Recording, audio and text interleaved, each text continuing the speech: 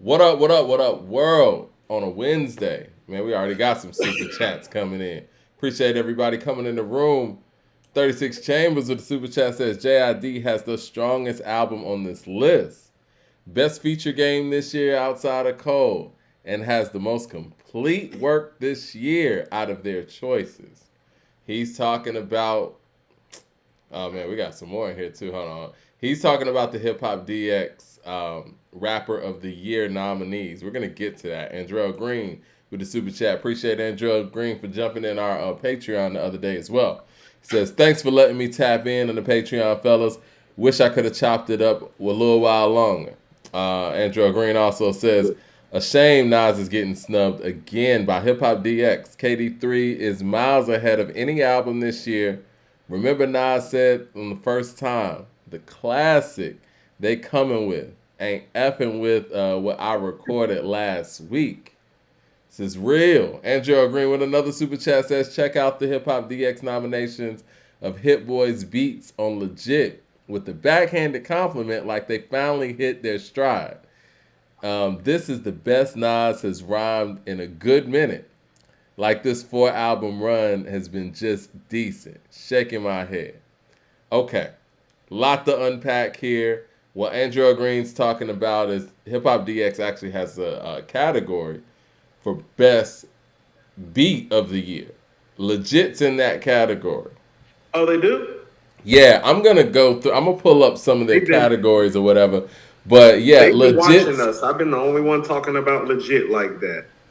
Legit's in that category. You know, there's 2 samples. I think that, you know, we're going to have our awards. We're going to have our awards as well, too. And I think that's what we can kind of go through on this show as well. Like, what categories should we have? I mean, I know we got the main categories and things like that, but I would love to get creative with some of the categories, like we said, like best sample this year. Yeah. And I think that Legit definitely fits that. But the other one that I would nominate, and rest in peace to Takeoff. I love the Party. I think it's the best. I think it's the best song on DJ Khaled's album, by the way, where they sampled the Eddie Murphy Party all the time. That shit was hard. It worked. I was thinking Metro got a couple joints on his album too. That Eddie Murphy Party all the time sample on DJ Khaled's album is crazy. I really wish that Takeoff and Quavo would have saved that for their album, actually. Fantasy 731 says, that Lil Simz album, No Thank You, is amazing. Thank you for the retweet. Definitely. You know what? We're going to talk about that too. Actually got that on the list here. We're going to talk about that and the Kool G Rap. You know, Lil Simz is doing it, man, for the UK. And she really stays very consistent. She is what we wanted Lauryn Hill to consistently be. As far as like, you know, giving you that full musical experience with the bars, with the melodies, with the musicality, and the subject matter. Anyway, I thought about. Go ahead. No. Go ahead. Finish. No. I was pretty much done. I mean, Absol killed the LA Leakers freestyle over Hit 'Em Up. That happened this week. It's a lot going on, man. There's a lot of gossip stuff going on as well. You know, side chick stuff, you know, shooting of the feet stuff. But there's a lot of music stuff going on, too. Staying out that other stuff. Yeah. You know, try to stay away from the toes. Yeah, try to stay away from the toes. Megan's friend, she got immunity. Take the stand. So I don't know how that's called snitching. It's called snitching. Speaking of which, but another thing that happened, Gunna is gonna be free. You know what I mean? Not saying he's snitching. Yeah. He got he got time served. So you know, he did his 1 year because they gave him 5, and I think they're commuting the rest of the sentence, and he's gonna do, I think, 500 hours of community service. Halfway house or something for like a month. Yeah. Right. So free Gunna, glad that, you know, he got out of the situation. Hopefully, you know, the same thing happens with Thug. I think it is odd though that, you know, it seems like they didn't have a whole lot on him, but I think it's odd that they continuously denied him bail and they were willing to, you know, make a major step like this. Because, you know, for their lack of things that they had on him from what I know, he should have been able to receive bail. I mean, I guess their whole thing was that he's such a, well, this is what they argued. He's such a big and influential figure that it could have, tampered with the case. So I think that was why they kept denying bail. Okay. I guess that lets you know where they're at with the case at this point. I don't know.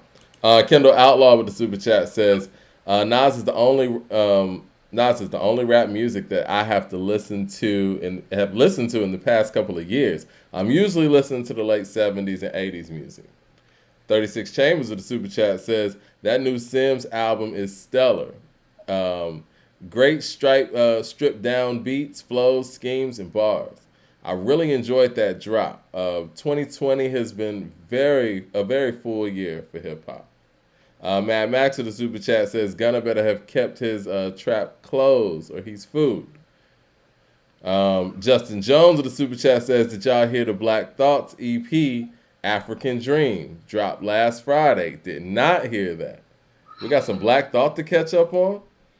Eric Terrell with the super chat says, how do you feel about the ODB feature on SZA's Forgiveless production by Rodney Jerkins? Yeah, what did you think about that? It was cool. It's cool. It was one of those things where it's like, you got the take or the outtake because of who it was, which is cool. But it wasn't cool. Anything that, earth shaking. Mad Max to the super chat says, and Lil Simz is the best female rapper in the game. I gotta listen to her new joint because last album I think is a classic. I do think that the last album was a little better, in my opinion, but this was very consistent too. She's just a really dope artist. This is where I want to start, man. This is where I want to start. Do you mind if we start with the, I guess what's at the header? Well, I do want to say a couple things. If okay, go ahead. I'm sorry. Do you think? The project? No, you're fine. I actually played the score today for the first time in a long time, and this is before finding out about the Simz. So I listened to Prime Lauryn today for the first time in a long time. Don't ever compare any female MC to Lauryn as an MC. No, I feel you. I'm talking about the approach. No, not even the approach. The approach of having, I'll say this. It's just clear that Little Simz is influenced by Lauryn. I mean, if you talk about subject matter, if you talk about, having, flow and musicality and melodies in your stuff, that's the go-to. Again, Lauryn's a one-on-one. Not that to me. It's not that to me. That's what I'm saying. It's not that to me, and I don't like the comparison because Lauryn really is a one-of-one.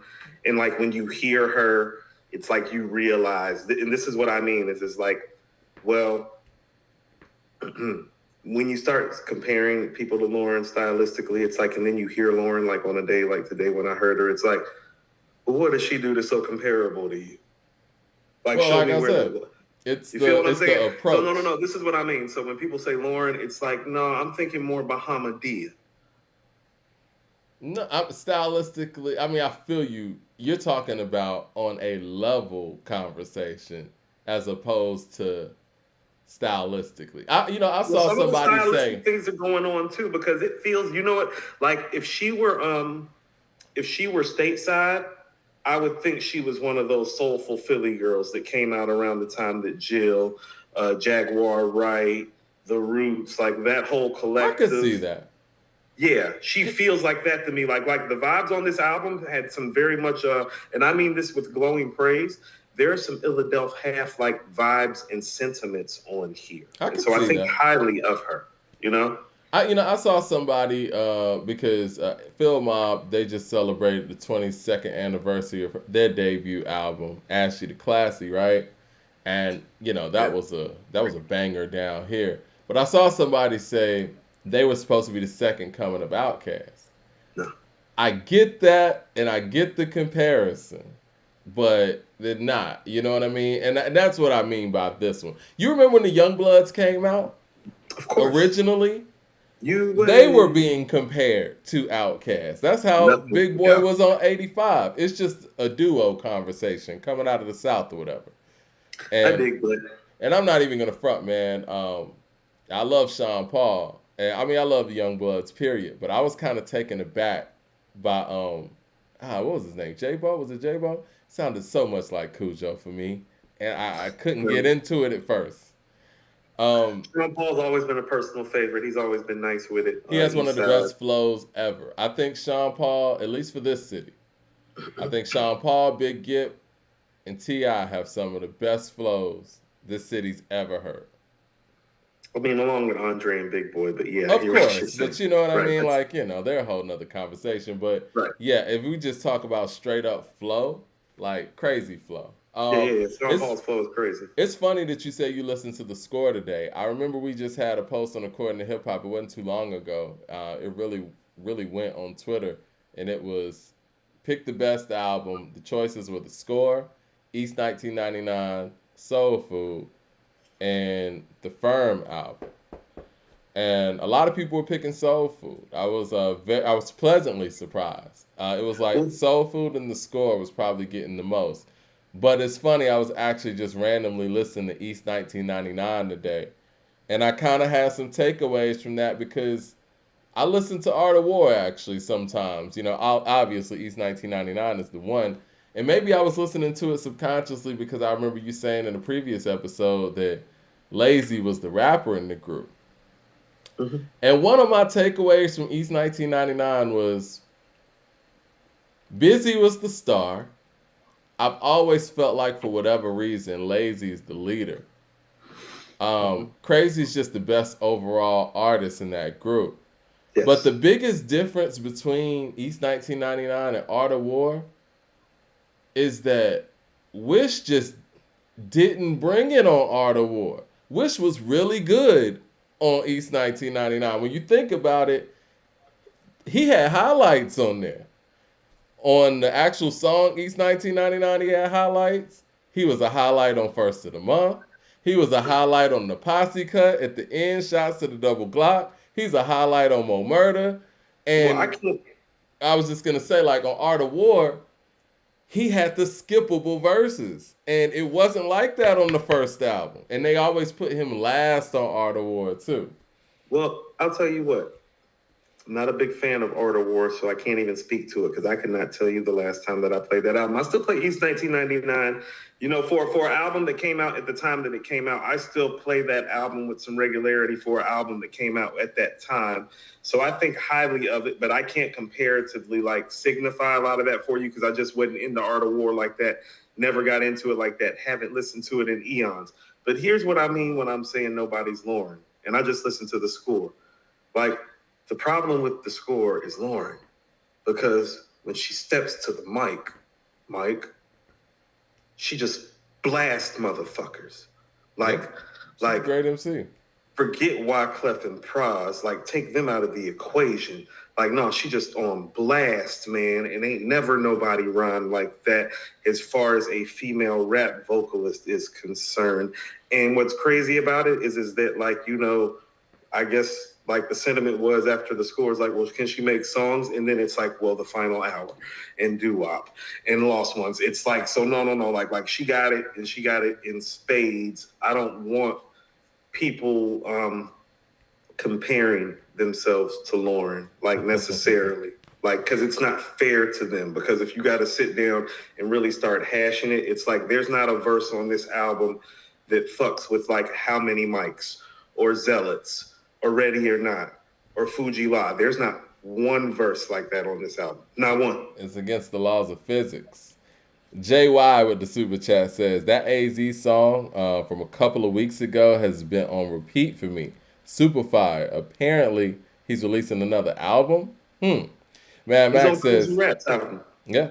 Mad Max says, it says, and the girls got one with that. He said, I'm not gonna lie. The girls got one with that scissor. She dropped an instant classic, and I came in trying to hate on her album. It was really great. I still haven't checked out the scissor yet. I got to. I keep hearing people talk about it.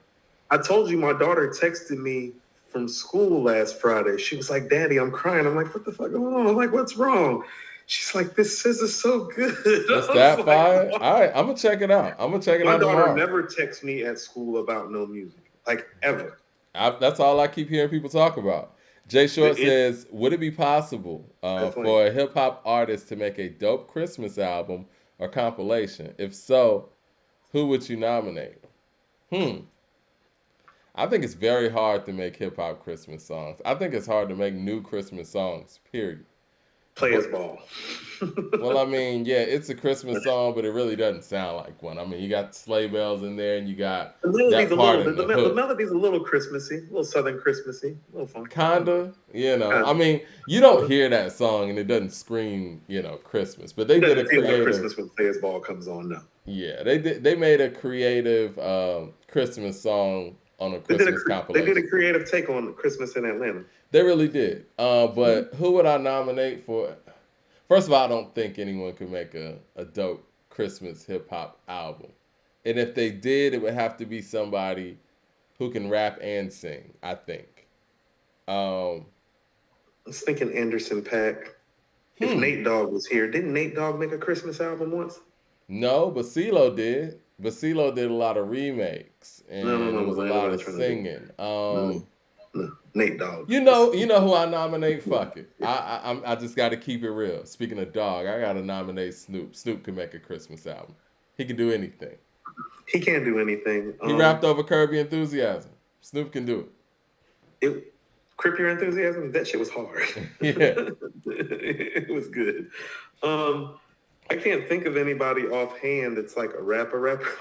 Like I was thinking like in a funny kind of way, like Nelly and Ja Rule should get together and do like a melodies album, like with their favorite R&B songstresses for Christmas, like a Christmas melody with Nelly and Ja Rule. I don't know how I feel about that. What do you mean? Justin Jones with the super chat says, Godson just celebrated 20 years yesterday. Is it a classic? And where does it rank in his catalog? Salam Remy and Alchemist gave Nas some heat in 02. Not a classic to me. Made You Look is probably my favorite Nas single, period. Now, as far as like where it ranks, I think we have Illmatic, It Was Written, KD3, Stillmatic, Lost Tapes ahead of it. That's 5 right there. I have KD2 ahead of it as well. I have Magic ahead of it as well. Yeah, it's gonna be around 8 or 9ish. So I'm thinking Illmatic, It Was Written. I'll just say respectfully right now, out of respect for Stillmatic, then KD3 and Stillmatic are at a tie for 3rd. Okay, so that's 4 albums ahead of it. 5.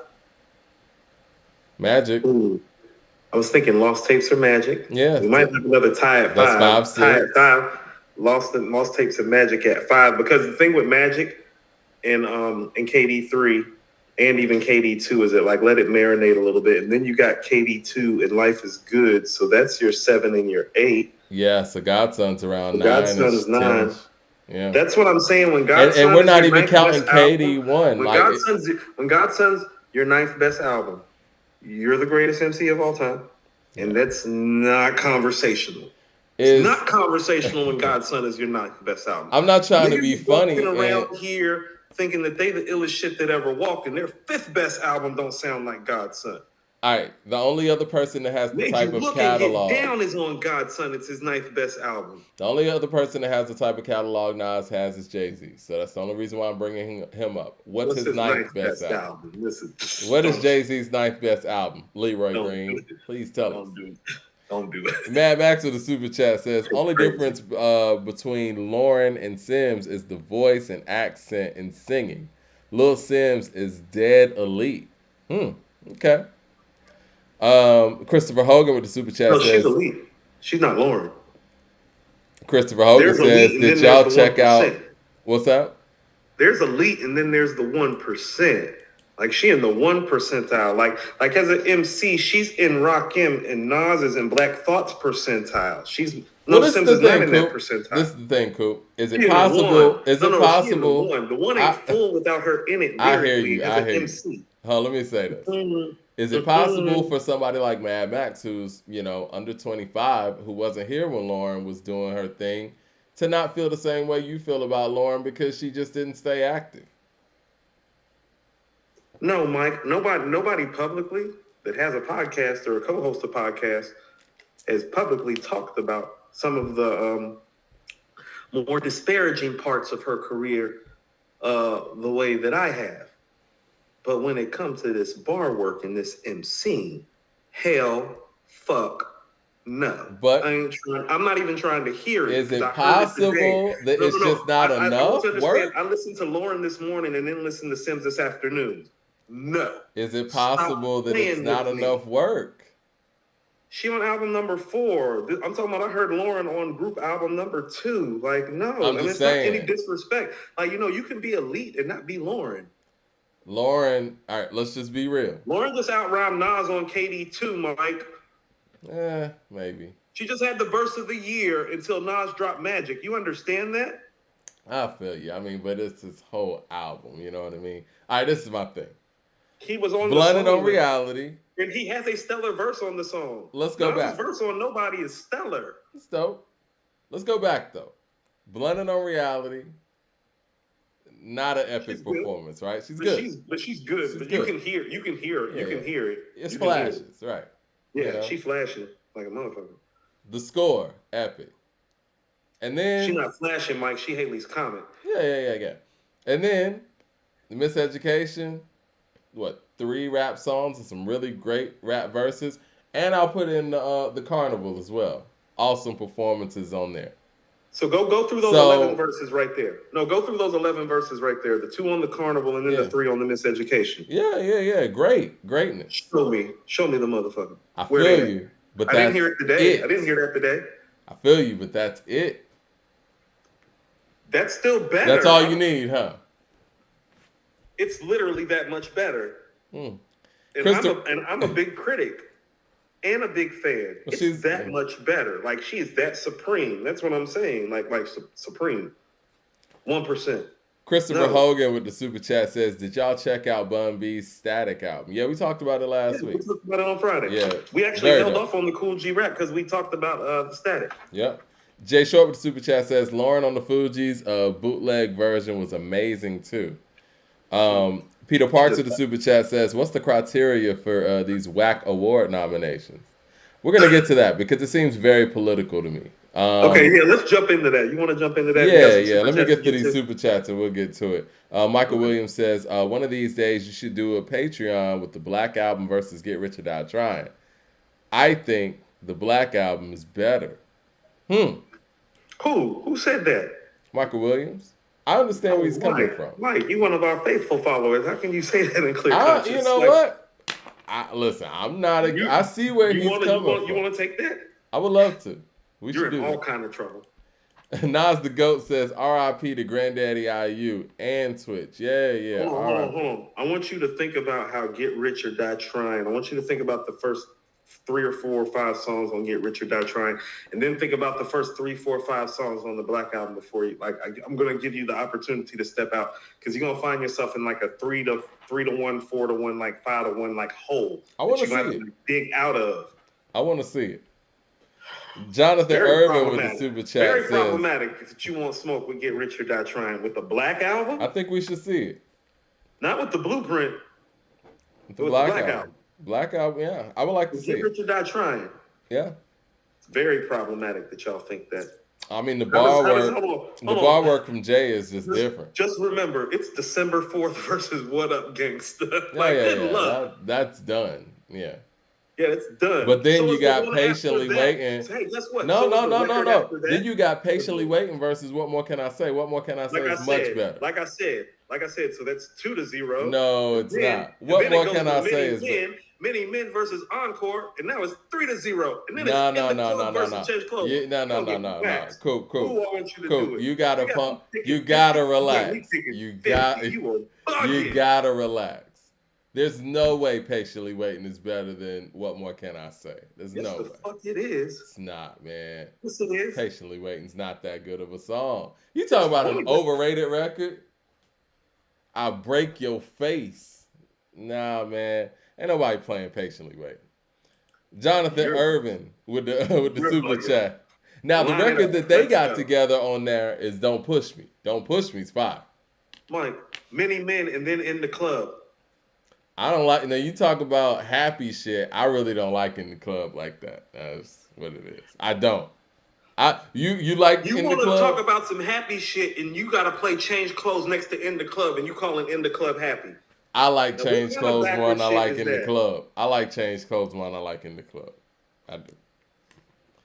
Jonathan Irvin with the super chat says, y'all got to do a sports break talk to discuss Skip and Shannon disrespectful exchange the other day. Now I did see that. Me and Cooper just talking about some sports shows. I was just watching them, but I've been, tied up with some things and haven't had my damn phone for 2 days, so I missed it. But what happened?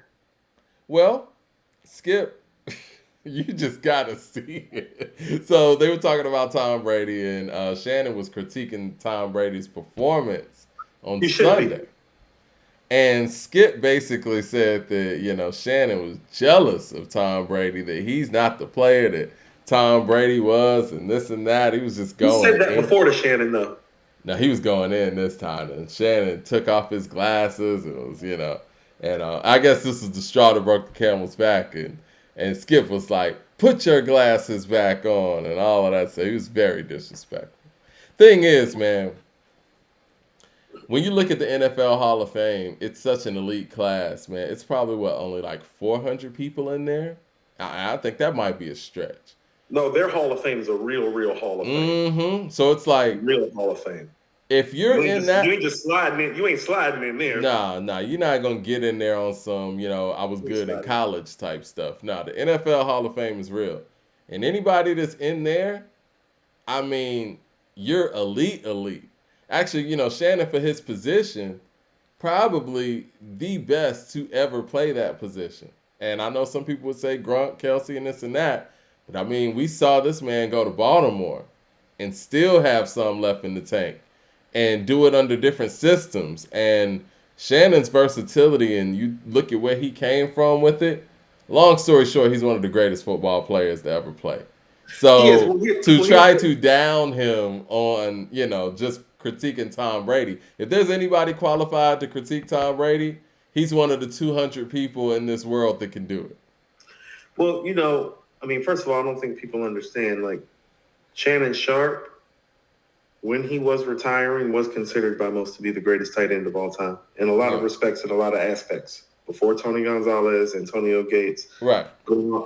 Now, as far as all of those things are concerned, I do think Gronk is better in a vacuum. But that's just because Gronk has things that you can't teach. It's like, well, he's 6'7", 250, 260, and he's fun, big, and mean. You feel me? Likes the contact and to punish you and to make you hurt and for you to hurt him. But you can't teach those things. I love Gronk. He played with the greatest quarterback of all time, though. Hold on. That's why the greatest football player of all time. Let's back up for a second. I don't know what you think of John Elway. Oh, he's great. But has a quarterback.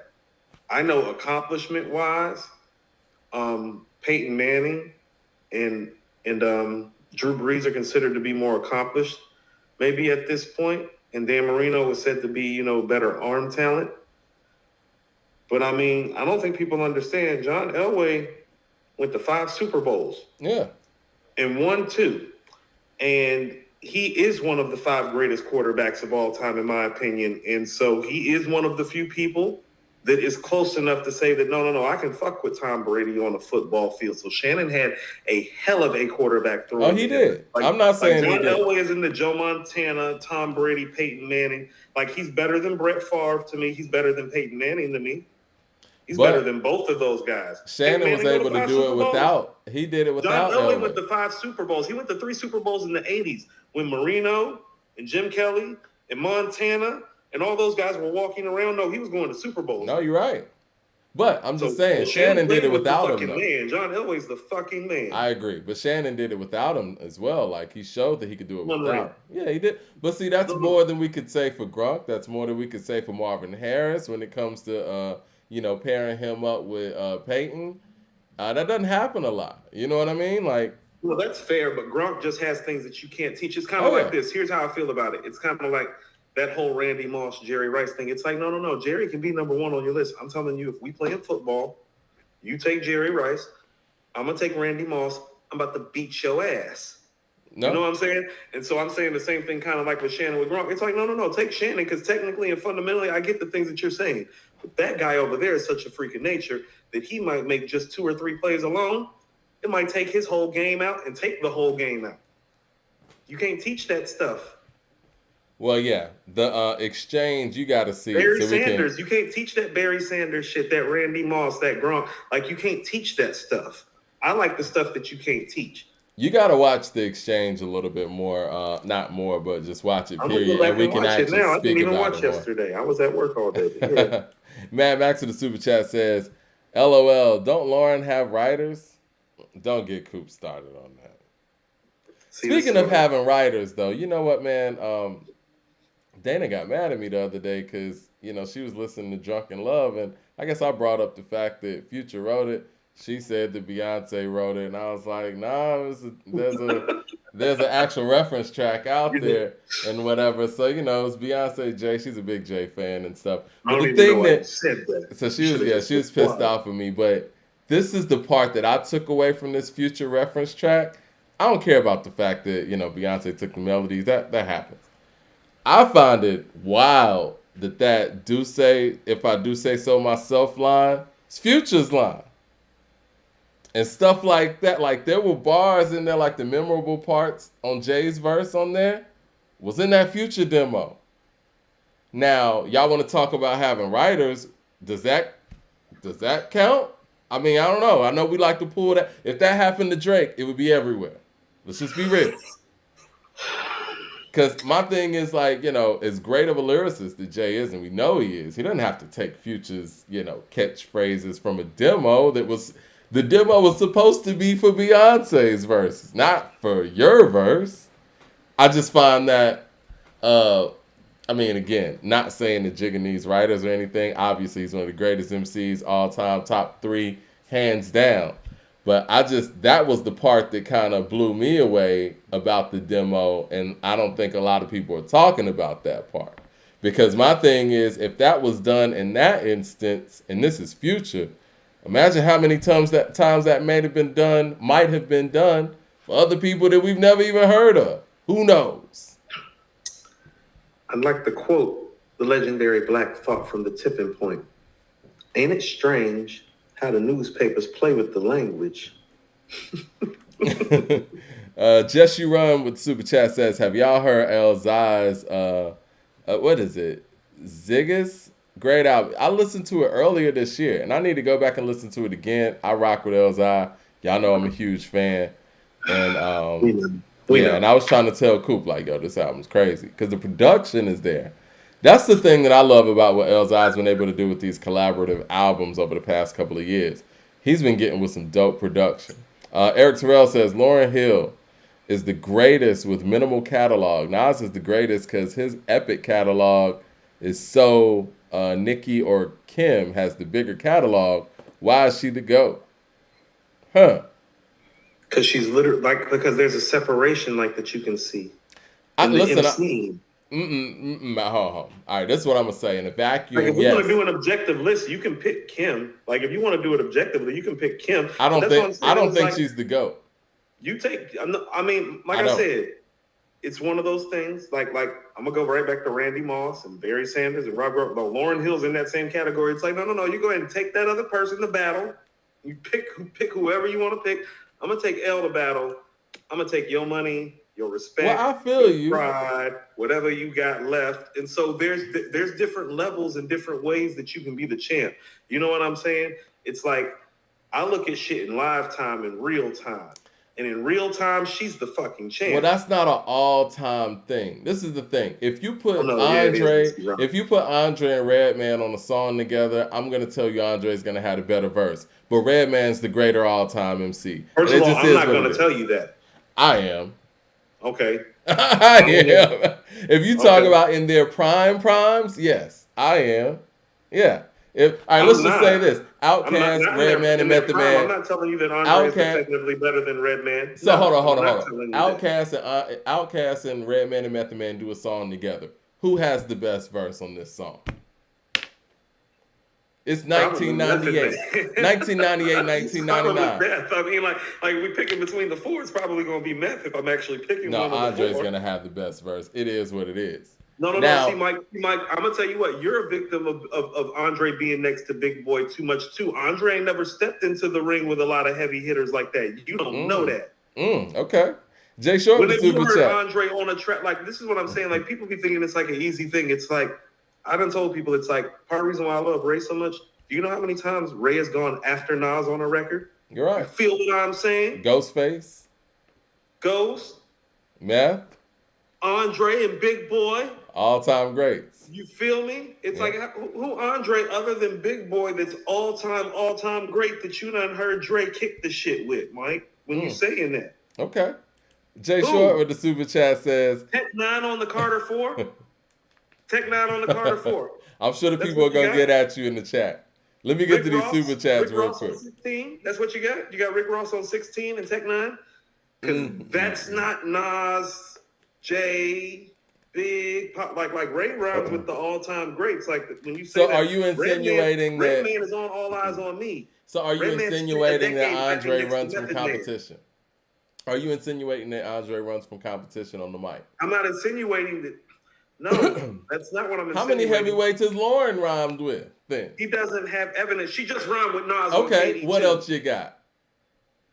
What more do you want? She's rhyming next to the greatest MC of all time. Andre has rhymed next to Nas. Hold on, show me one verse Andre has at that level with somebody that's of Nas's level. Show me. Andre actually rhymed with Nas on the Lloyd remix, and he had the better verse than Nas. Let's just be real. The Lloyd remix is what you're giving me? You're giving me a Nobody song from 2021. It was the verse of the year before Nas made Magic. I feel Stop making it seem like it's a regular verse. But this is what I'm saying. It's Lauryn. Is that Lloyd verse a verse of the year?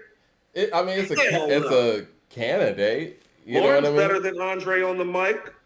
You said Lauryn's better than Andre on the mic? Yes. Oh, wow. She's a better MC than Andre on the mic. And we got evidence to that shit. What evidence do you have? I disagree with that. You got a Lloyd remix. I disagree with that. Now, you got a Lloyd remix. I got Nas on Nobody in his prime, like second prime, on KD2.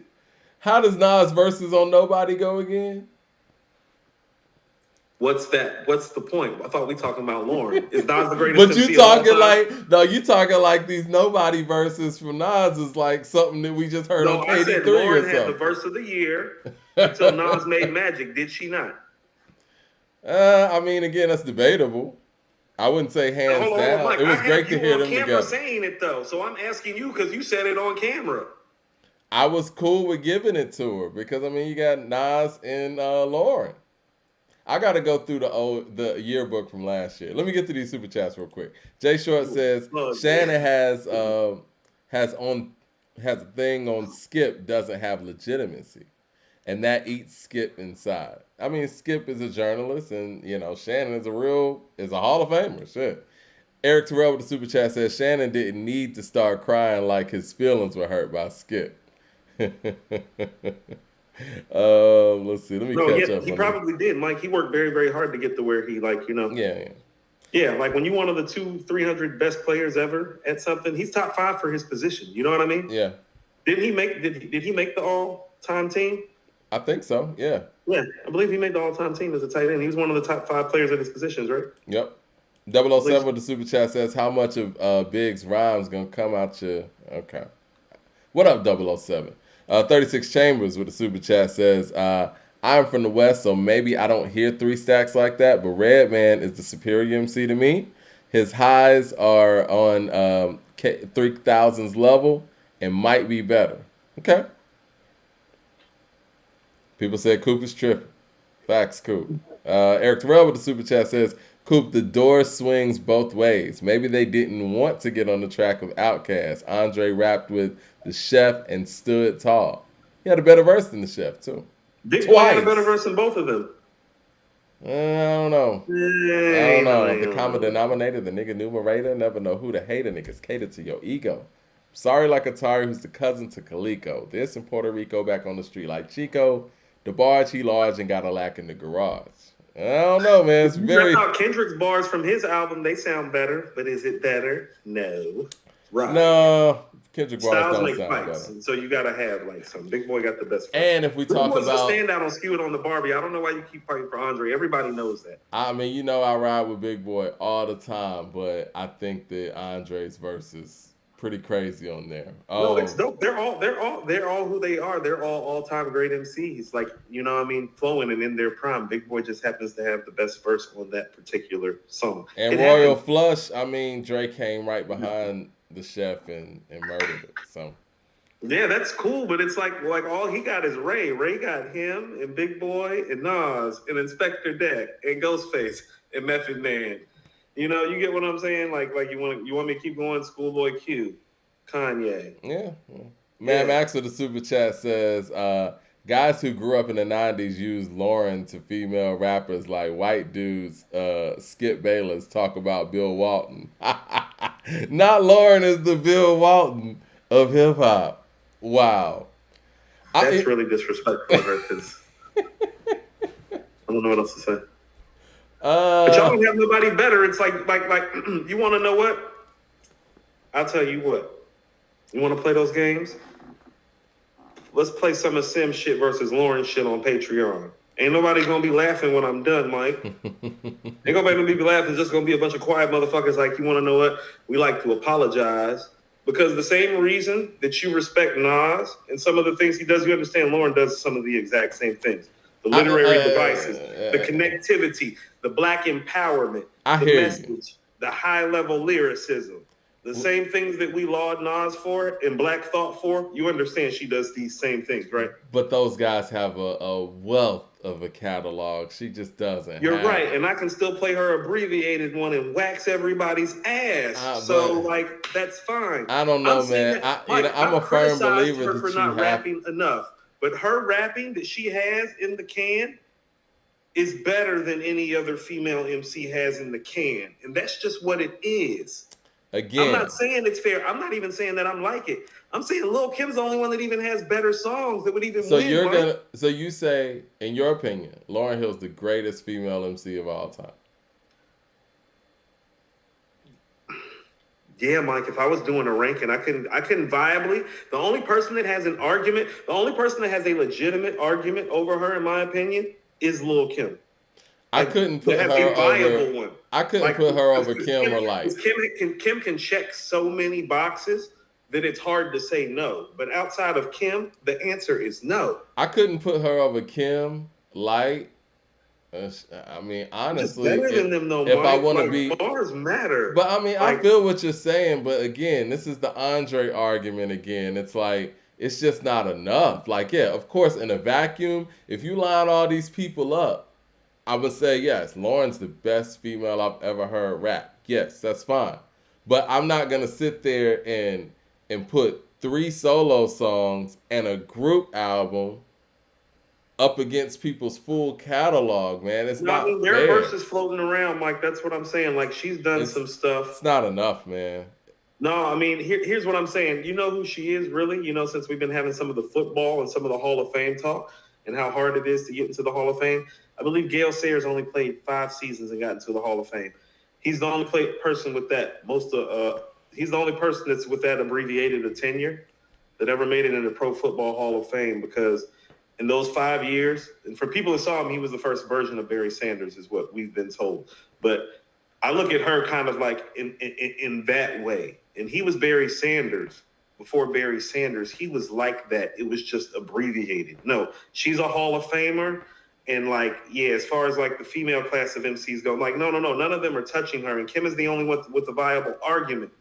with a viable argument, as in like everything that she does can stack against Lauryn because Lauryn's rhymes are literally that much better. I mean, this is the that thing, much better. Mike, the voice, the flow, the delivery, like it's all better. It's not like one or two things are better. She's literally better at everything else when she does it. She doesn't have the songs. You put bars over songs. You can't do that. She did it in songs. That's what I'm saying. It's just like we can, like people are like, well, Gail Sayers' body didn't hold up. It's like, well, her career didn't hold up, but the songs that we heard, yeah.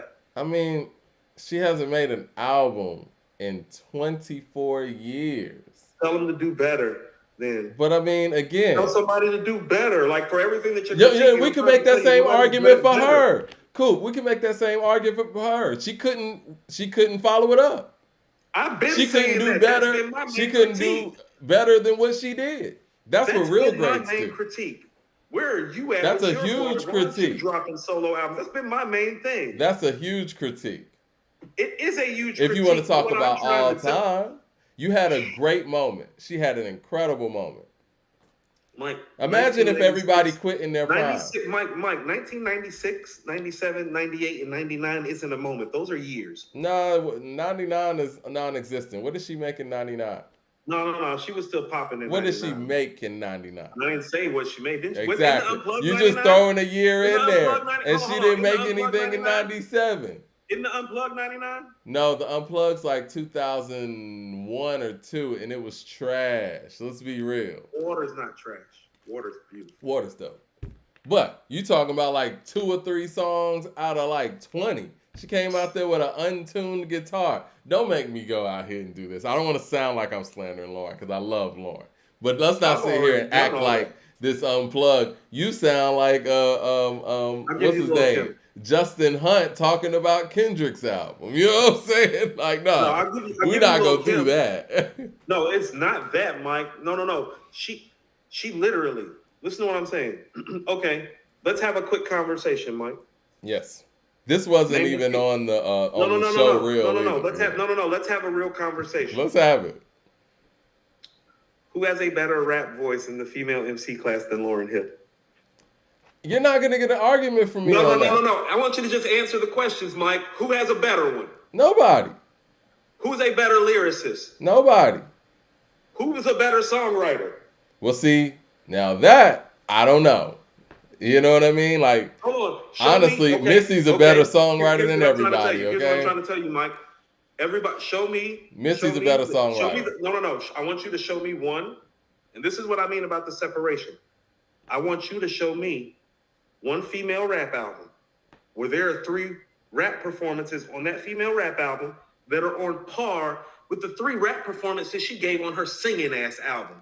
Go show me the female that's made the album that has 3 songs like that, and I'll let you have it right now. You and I know it hasn't been done now, has it? So she gets to hold the crown until these motherfuckers can at least make 3 songs on that level. 3, and you rap all the time, and she don't? Hell yeah, she the champ until well, you know what, Coop? Hearing you say these things, it just really is an indictment on female MCs, period. Because if we threw that same question out there to the pool of great MCs in general, it would be a lot easier to trump. And the fact that she can go out here and skate with 3 rap songs and be your female GOAT is an indictment. No. And be name the song. That is that again. I hear you. I'm agreeing with you. The fact that can't be named off top is an indictment. Let me finish. That's an indictment on female MCs, period. So she seems to be winning in a very weak class. That's what it sounds like. Not a weak class. No. She's literally. This is what I'm trying to tell you. So if you make that same argument with male MCs, then we're gonna be struggling to find 3 songs better than Doo-Wop, The Final Hour, and Lost Ones. Absolutely not. Come on. Right. Let's just be real here. The pool of female MCs in history of hip hop is just weak then. That's what it is. They can't beat that. Is it that weak or is she that strong? The answer is usually it's that weak because if we did the same thing with the male artists, it would be easy to blow away. But it's unfair and unbalanced, and you know that, Mike. You know that it's unfair and unbalanced. Why? So when you say that, based on their skill set, because they're men. Because they're better MCs. So you're telling me so Jizza was able to make shadow boxing because he's a man. No, Jizza was able to make shadow boxing because he had RZA and Method Man. He's great. I mean, let's just be real here. I mean, so you put it out there.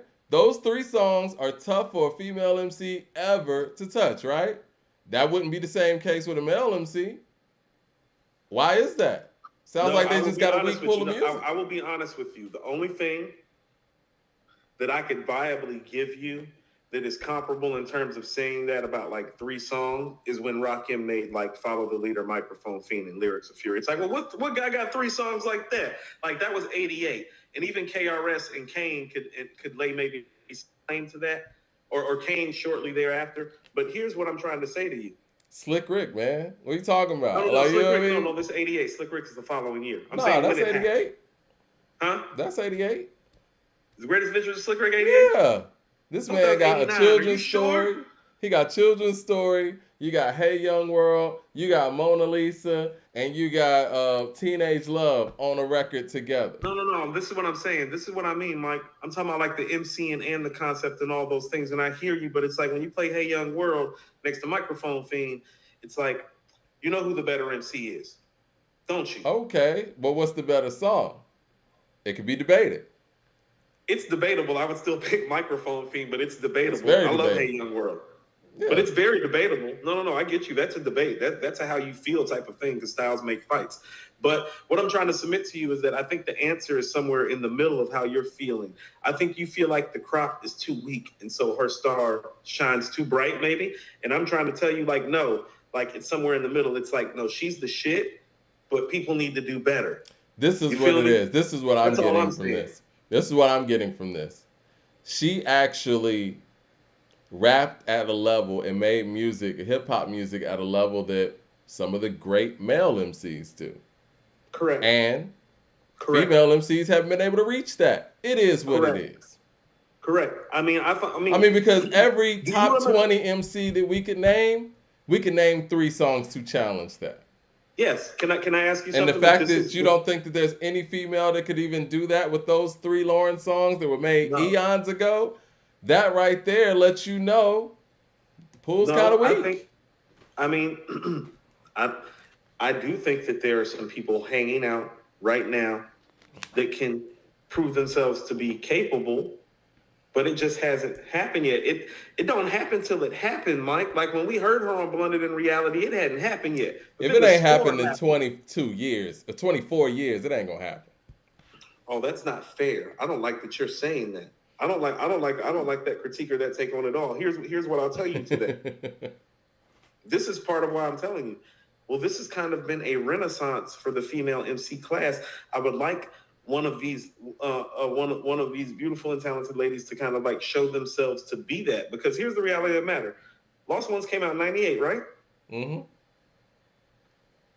Mike, show me the male Mike performance that's 3 verses better that year in 98. It's 98. Show me the 3-verse performance by a male that's better.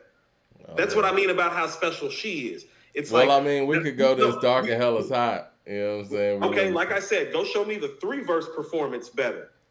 Because lyrically, there's nothing 3-verse wise on It's Dark and Hell is Hot that's better than Lost Ones. You said Mike performance. As much as I love DMX, Mike, don't play yourself now. So hold on. You're telling me that you think that performance, is better than a Get At Me Dog?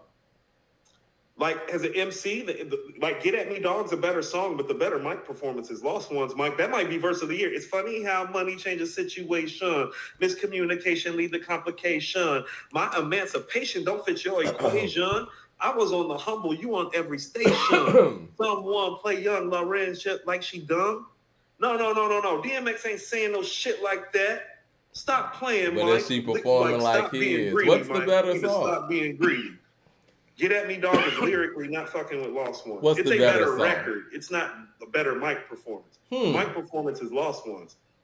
And if Get At Me Dog is the best you got in 98, that means the best mic performance. I mean, it was the first thing that came to my head. You know what I mean? I could have easily I was thinking Pun on Dream Shatterer. I mean, I could have done that. But that's the rapidy rap stuff, man. I'm just talking about... That's what you need to fade, Lauryn. That's what I'm trying to tell you. It's like you can't just give me you can't even give me an all-time great rapper and his all-time great rap song and fade Lauryn. That's not good enough. She's a 1%er. I'm just doing that to show you how special she is. Lost Ones wasn't a regular record for a male MC that year. So you're saying that Lost Ones on a lyrical level is like an all-time great record. Do you have a better... Think about it, Mike. Put the men in the pot. It's 98.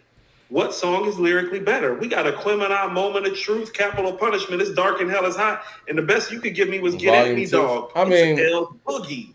Honestly, I was just coming off the top of my head. Let me get to these super chats real quick. Let's go run down Jay Short with the super chat says, I listen to I Am more than Godson. Nas is a better MC on I Am, and it's more variety. Godson is slightly overrated. A 4, not a classic. I'm not mad at that assessment. I would think I Am would be the next album after Godson. I'm going to tell you, here's the thing with I Am. It was written in Illmatic. Next.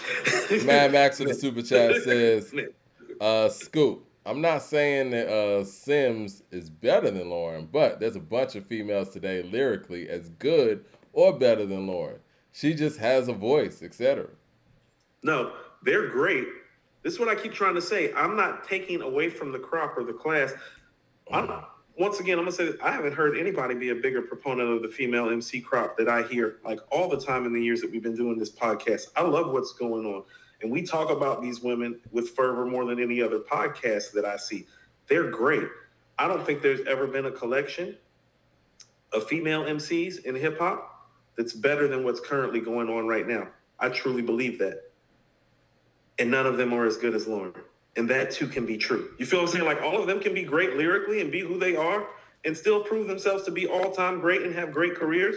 And Lauryn can still be like who she is because we have evidence that she operates, quite frankly, like you say, on the highest level that the highest male MCs operate on. Not just a male MC. No, she operates on a level where, Mike, where I bring up Lost Ones and you have to go to like the biggest single of 1998 or the biggest breakthrough single of 1998. Like, no, think about where you subconsciously went. You went to Get At Me Dog. That's high praise for Lauryn. Would you give any other female MC that type of cloud or praise or compare a song to Get At Me Well, Dog? I mean, I already said that. I mean, I think that she operates at a level of, what we hold the standard for, most MCs, which is, the male-dominated side of it. But obviously, it seems like, and what you're saying, seems like the women are being graded on the curve almost. You know what I mean? And no, it's not a curve. And one of the things that you also like to say is, at least they go to work. That's what. No, and they got to get credit for that. Mike, she can out-rap Black Thought or Nas on a track. Like, most guys can't do that. She's not normal. Like, 99% of the guys can't do that. She got a song with Black Thought? I'm just saying. I'm just giving it some juxtaposition. Like, I'm giving you somebody else to spin off of who's lyrically inclined on that level. Like, when we talk about lyrics, the people that we talk about, I'm just letting... It's like, Mike, it's like when you're buying a house, you need to see the comps for the neighborhood. Well, her MC comps are like Nas, Black Thought, Rakim. Name another female MC that got MC comps like that. You think she's Rakim level? She's great. If she's Nas and Black Thought level, she's Rakim level because that's the holy trinity of like lyrics and MCing in a lot of ways. Like, I love Lauryn. How about this? Do you think she's KRS-One, Kane, Slick Rick, Kool G Rap level? You don't think she's on that level as an MC? It's just not enough work. I understand what you're saying about the work. Is she on that level? Like, how about this? Andre is on that level as an MC. I don't think he's better than Lauryn, but I think he's on that level as an MC. In a vacuum. Yeah. Like I said, if we're picking a lineup here, and I'm like, okay, yeah, I'll take them, whatever, just for one song, for one verse. But if we talk about the collective and the totality, it's not even fair to really put her and Andre in the conversation with people with so much work. I mean, what Nas has done over the past 2.5 years trumps both of their individual lyrical output. It just is what it is. These are facts, too. That's why I'm saying the answer's somewhere in the middle. But with that being said, though, the fact that she's on top of no, you saying that nobody can touch her as a female MC, and I feel you on that to a degree. The fact that she can be that high up in the female stratosphere and not have that work and kind of have a similar thing that Andre has going on, that lets you know where female MCs are. As much as I hate to admit it to you, Mike, when you're saying that's an indictment, there is some indictment to that. Like, think about it. You saying that none of them can match her 3 songs? That's an indictment. That's major. Well, I hate Illmatic can match those in the first 3 songs of the album. It's just the hardcore truth, though. It's really the truth if you just want to unpack it. And you're right about the indictment. Well, you're right about the indictment to a degree, because it's like, well, Lost Ones came out my senior year of high school. Yeah. Like, I'm 41. It's like, no, so that there is some indictment level to that, but also, too, and I say this respectfully, too, like, when you're as great as Lauryn is, I think it's been kind of wise that nobody has tried to, like, maybe attain that level and kind of do their thing. That's why I call her a one of one, Mike. And, like, usually when you have a one of one in your competitive sport and that person is a one of one, that usually is the person that gets ranked the highest in their respective class. So if we were classing it out and parsing it out for the female class, that would what would make her number one. And Lil' Kim is the only one who has enough across the board, as in the MC, the voice, the impact, the albums, the charisma, like everything down the line that Kim has is the only person that even makes it viable. Because if you just start getting on some rap shit, it's like, no, well, if we getting on some rap shit, we got to take her out this box and place her over here. And the box that we placing her in, Mike, that we would place her in, she would be like in the section of the Hall of Fame that like Tom Brady and John Elway are in. Like, she's that kind of talent and that type of player when she plays. She ain't no regular player. Let me ask you this, and I'm going to get to these super chats. I appreciate y'all super chat. We're going to get to them. If Lauryn was a member of the Wu-Tang Clan, lyrically, where would you place her? Right after the Jizza. So number 2. Yes. As a lyricist? No. As a lyricist, yes. As a lyricist, lyrically speaking, she's the most lyrically, yes, she would be second behind the Jizza. Now, what evidence do you have for that? You talking about the score for that? Yeah, I mean, yes, wow. Yes. I mean, how about this, Mike? Let me get to these super chats. Hold on. Do you think Inspector Deck's a better lyricist? Yes, I do. Okay, give me your 3 songs of evidence. You see what I'm talking about, how high she is? Are you talking about individual, solo songs? Yeah. Now, if you want to have the solo argument, cool. I'm with you. I'll throw out Deck. I'll throw out Deck then. I'll throw Deck out. That's fine. You got her ahead of Method Man, huh? Give me the 3 Method Man records that are lyrically better than the 3 records I just named. Are we really doing this? Yep, we are. Really? Go. Really? Are we really doing this? Give me 3 Method Man 3-verse songs better. Let me get to these super chats, Bring man. the Pains 2 verses. Oh my God. Yeah, you in all types of trouble. I see. That's what I'm saying. What when are people we talk shit doing? about Lauryn, you see when I start parsing her out against Wu-Tang Clan. This is a ridiculous conversation. Give me the 3 songs from Method Man with 3 verses like so that. You're telling me that you putting the final hour up against Method Man's catalog. Wow. No, you're asking me why I would place her lyrically second behind the Jizza, and I'm giving you evidence. All right, 36 Chambers. Give me the 3 Method Man 3-verse songs. I'm gonna get back to that. I don't want to get sidetracked. I know you're gonna get back to that because you need to go look for them, don't you? Let me get to the super chat. Don't you need to go look? No, I don't. I think this is. You bring the pain. That's 2 verses. 36 Chambers with the super chat. $20 super chat. Appreciate that. He says, by saying this about Lauryn, are you depriving other artists from ever hitting that high status? We should always leave room for there to be someone on that level. Keeping one artist at a pedestal forever doesn't help the music, especially when that artist doesn't continue to make music.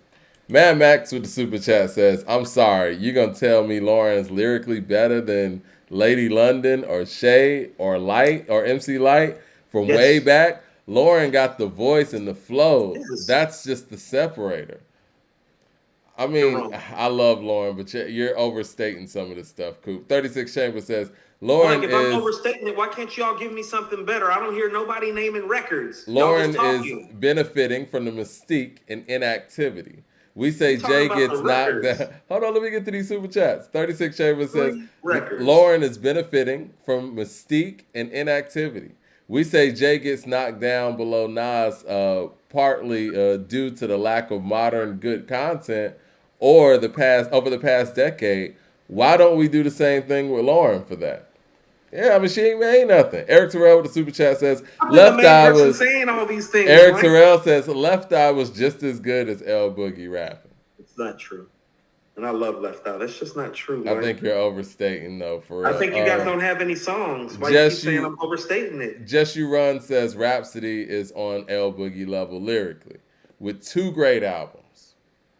Homeboy Blaze with the super chat says, where does Jean Grey rank? Love Jean. She'd be slightly out of the top 10.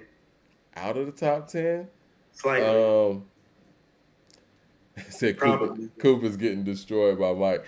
Jay Short with the super chat says, I think Mike's Shay... not naming any songs. I'm trying to get to the super chat. No, you said where would she rank in Wu-Tang Clan? I want to hear the Inspect the Deck and Method Man records and make you think that I'm tripping. Well, let's say this, Coop.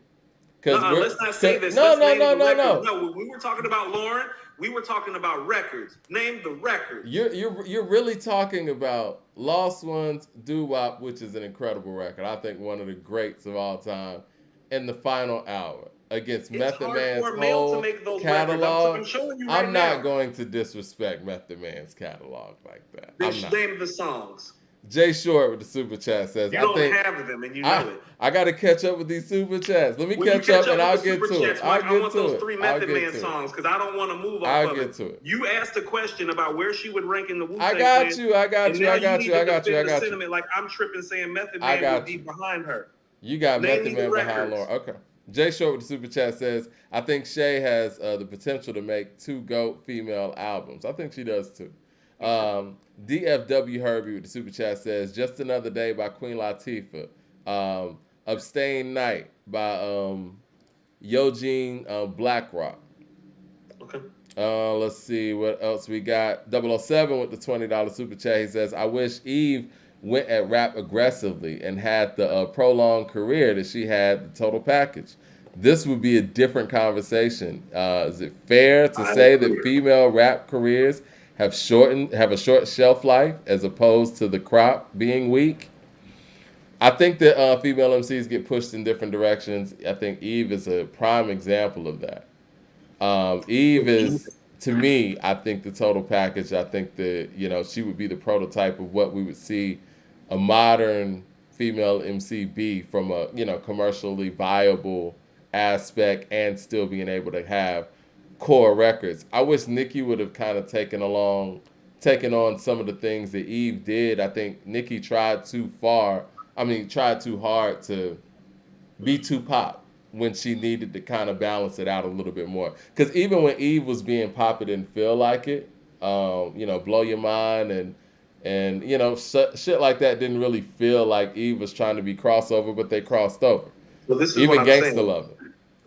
So, may I submit something to you? And I believe I said that somebody in the super chat kind of commented, and I think it probably came earlier after I made this sentiment. But what I was saying is that like I think that it's helped the overall crop of MCing that nobody is trying to be Lauryn, because here's the thing about it. Well, we don't know what album we don't know what Lauryn, the album maker, looks like. Well, we know what Shay and Armani and Love and Simz, the album makers, look like. These women are making full albums, and they're great albums and dope pieces of work. But if we're talking on some rap shit, Mike, it's still not better, even though the catalog's better. When we talking about Nas and we talking about Jay and we talking about their catalog, Mike, we are very, very clear we're having a catalog conversation because they've spit so many epic rhymes that we can't have a rhyme conversation anymore. We're going to be sitting up here all day talking about those dudes' rhymes just from the early stuff. That's why we partly have the catalog conversation, because both of those guys have put in so many epic verses that to do that, you feel what I'm saying? I think where you and I separate on this is I put a lot of onus behind catalog of albums and songs. Too. And, Can I tell you something? And I think you put a lot of onus behind just the bar work. And No, I'm big obviously on in a catalog too, vacuum. Mike. These catalogs not like that. I'm sorry, I didn't mean to cut you off. These catalogs aren't like that. Like, I'm saying what I'm saying because I can say it because these catalogs haven't been like that. That these three songs still stand out and stand tall, but they stand tall in the male class too. Do That's why they? she's a one of one. Mike, I'm gonna Rakim tell got you the better truth. songs than those. Hold Does he on. not? All jokes aside, Mm-hmm. when I'm saying that she would be second in the Wu-Tang Clan, I'm saying that because I'm very, very clear that it's like, no. Her high as a lyricist is higher than all their highs in song form because I can't name three. Mike, you know how I feel about Ray. Listen to what I'm saying. I don't know if there's 3 Ray songs lyrically like that with 3 verses by themselves like that. He's got Incarcerated Scarfaces and then give me the other 2. Incarcerated Scarfaces is better than Lost Ones. It's better than all 3 of those records, in my opinion. Yeah, I mean it is. But what about the next 2 records? I think this is where I am, where this is challenging for me in a sense where I'm talking about her placement in the group. Like, I guess I'm looking at it like, let's just say Triumph, right? If we had a song with all the Wu-Tang members, who has the best verse, second best verse, third, fourth, whatever. Who are you listening to in that song and be like, you know what, that's the best person in the group? Where was she placed in that? Because when you talk about their solo efforts, a lot of the Wu-Tang solo efforts are more collaborative anyway. The only one that really went out there and made a true solo, that was a classic, was Ghost when he did Supreme Clientele. You know what I mean? And that was the one that kind of took away in that sense where it wasn't a group effort. Because if you look at the Purple Tape, it's a collaborative effort. So when you put the caveat 3 verses, it takes out a lot of the Wu, including Jizza, to be honest. So that's why that question is really loaded in the way that you asked that. I'm talking about being in the group. Now, I know you're not saying that Lauryn is a better solo MC than Method Man. I mean, you can't be saying Ray. Or Ray. Yeah. I'm not saying that because I don't think that she is. But you know, this is the thing though, Coop, not to interrupt you. If she would have continued on and had a catalog, that wouldn't be a crazy thought, and she probably would be. And listen to what I'm saying. So those things. Had she rapped. Oh, yeah, she'd be better than both of them, like in the all-time ranking, had she rapped. But this is why I say this to you, and this is why I brought up the 3-song thing to you, Mike. You're the one that kind of turned me on to the fact. Like, remember when we pulled up on this show, Mike, I had Andre in my top 5? Yeah. And you were like, you can't do that, Coop. I was like, I can. It's like, he's Andre 3000. He's one of the 5 best MCs I've ever heard. And you're like, Coop, show me, listen to what you said. Show me one song, Coop, where he takes the verse, first, second, third, and the hook by himself, okay? So you use that as a barometer to take Andre out of my top 5 conversation. Mm-hmm. Well, what I'm trying to submit to you is that, well, she may not have full-length rap albums, but she covered that 3-verse and hook requirement that you submitted about Andre, and she covered it at epic level on 3 songs on top of the other verses stuff. Let's do this. Let's do this. I love Final Hour. I think it's dope, but it's not an all-time great record. So we're going to have to say 2 times she did that to perfection. Okay. And that's Lost Ones, and that is Doo-Wop. And that's 2 verses. Those are classics. Doo-Wop is 2 verses. So let's say that too. The second verse is dedicated to the men. So yeah. So she did that 1 time to perfection. Well, we're talking about 3 verses, right? Because you said Bring the Pain's 2 verses. Well, Doo-Wop's 2 verses. Okay. And I would prefer Bring the Pain. And that's fair. Yeah. Give me the Lost Ones, though. See, this is what I'm saying. We can't do that to Andre and then sit up there when she does it. And then when she does it, and listen to what I'm saying, and we hold other guys up who are all-time great that haven't made songs as good as that, and then indict the female class. Like, I'm doing this to kind of give the female class some respect. It's like I'm trying to show you that Lauryn will wax the dudes too, Mike. Like your best dudes. That's why I'm like, no. Give me the Method Man 3 verses. It's like Lost Ones. And I love some Method Man. I don't know if he 3 with but see, this is my thing, Coop, and I feel you. But the I fact love is, math. these guys had to make full albums. You know what I mean? Full rap albums, And and I I understand that, and think I that's respect just. that. I mean, you know how many bars is on? It's dark and hell is hot. He had to rap the No, whole time. I respect it, but this is what I'm saying. Her game, Mike. Oh, when she operates, she can operate on that 1% level and operate even Yeah. beyond or with some of those guys.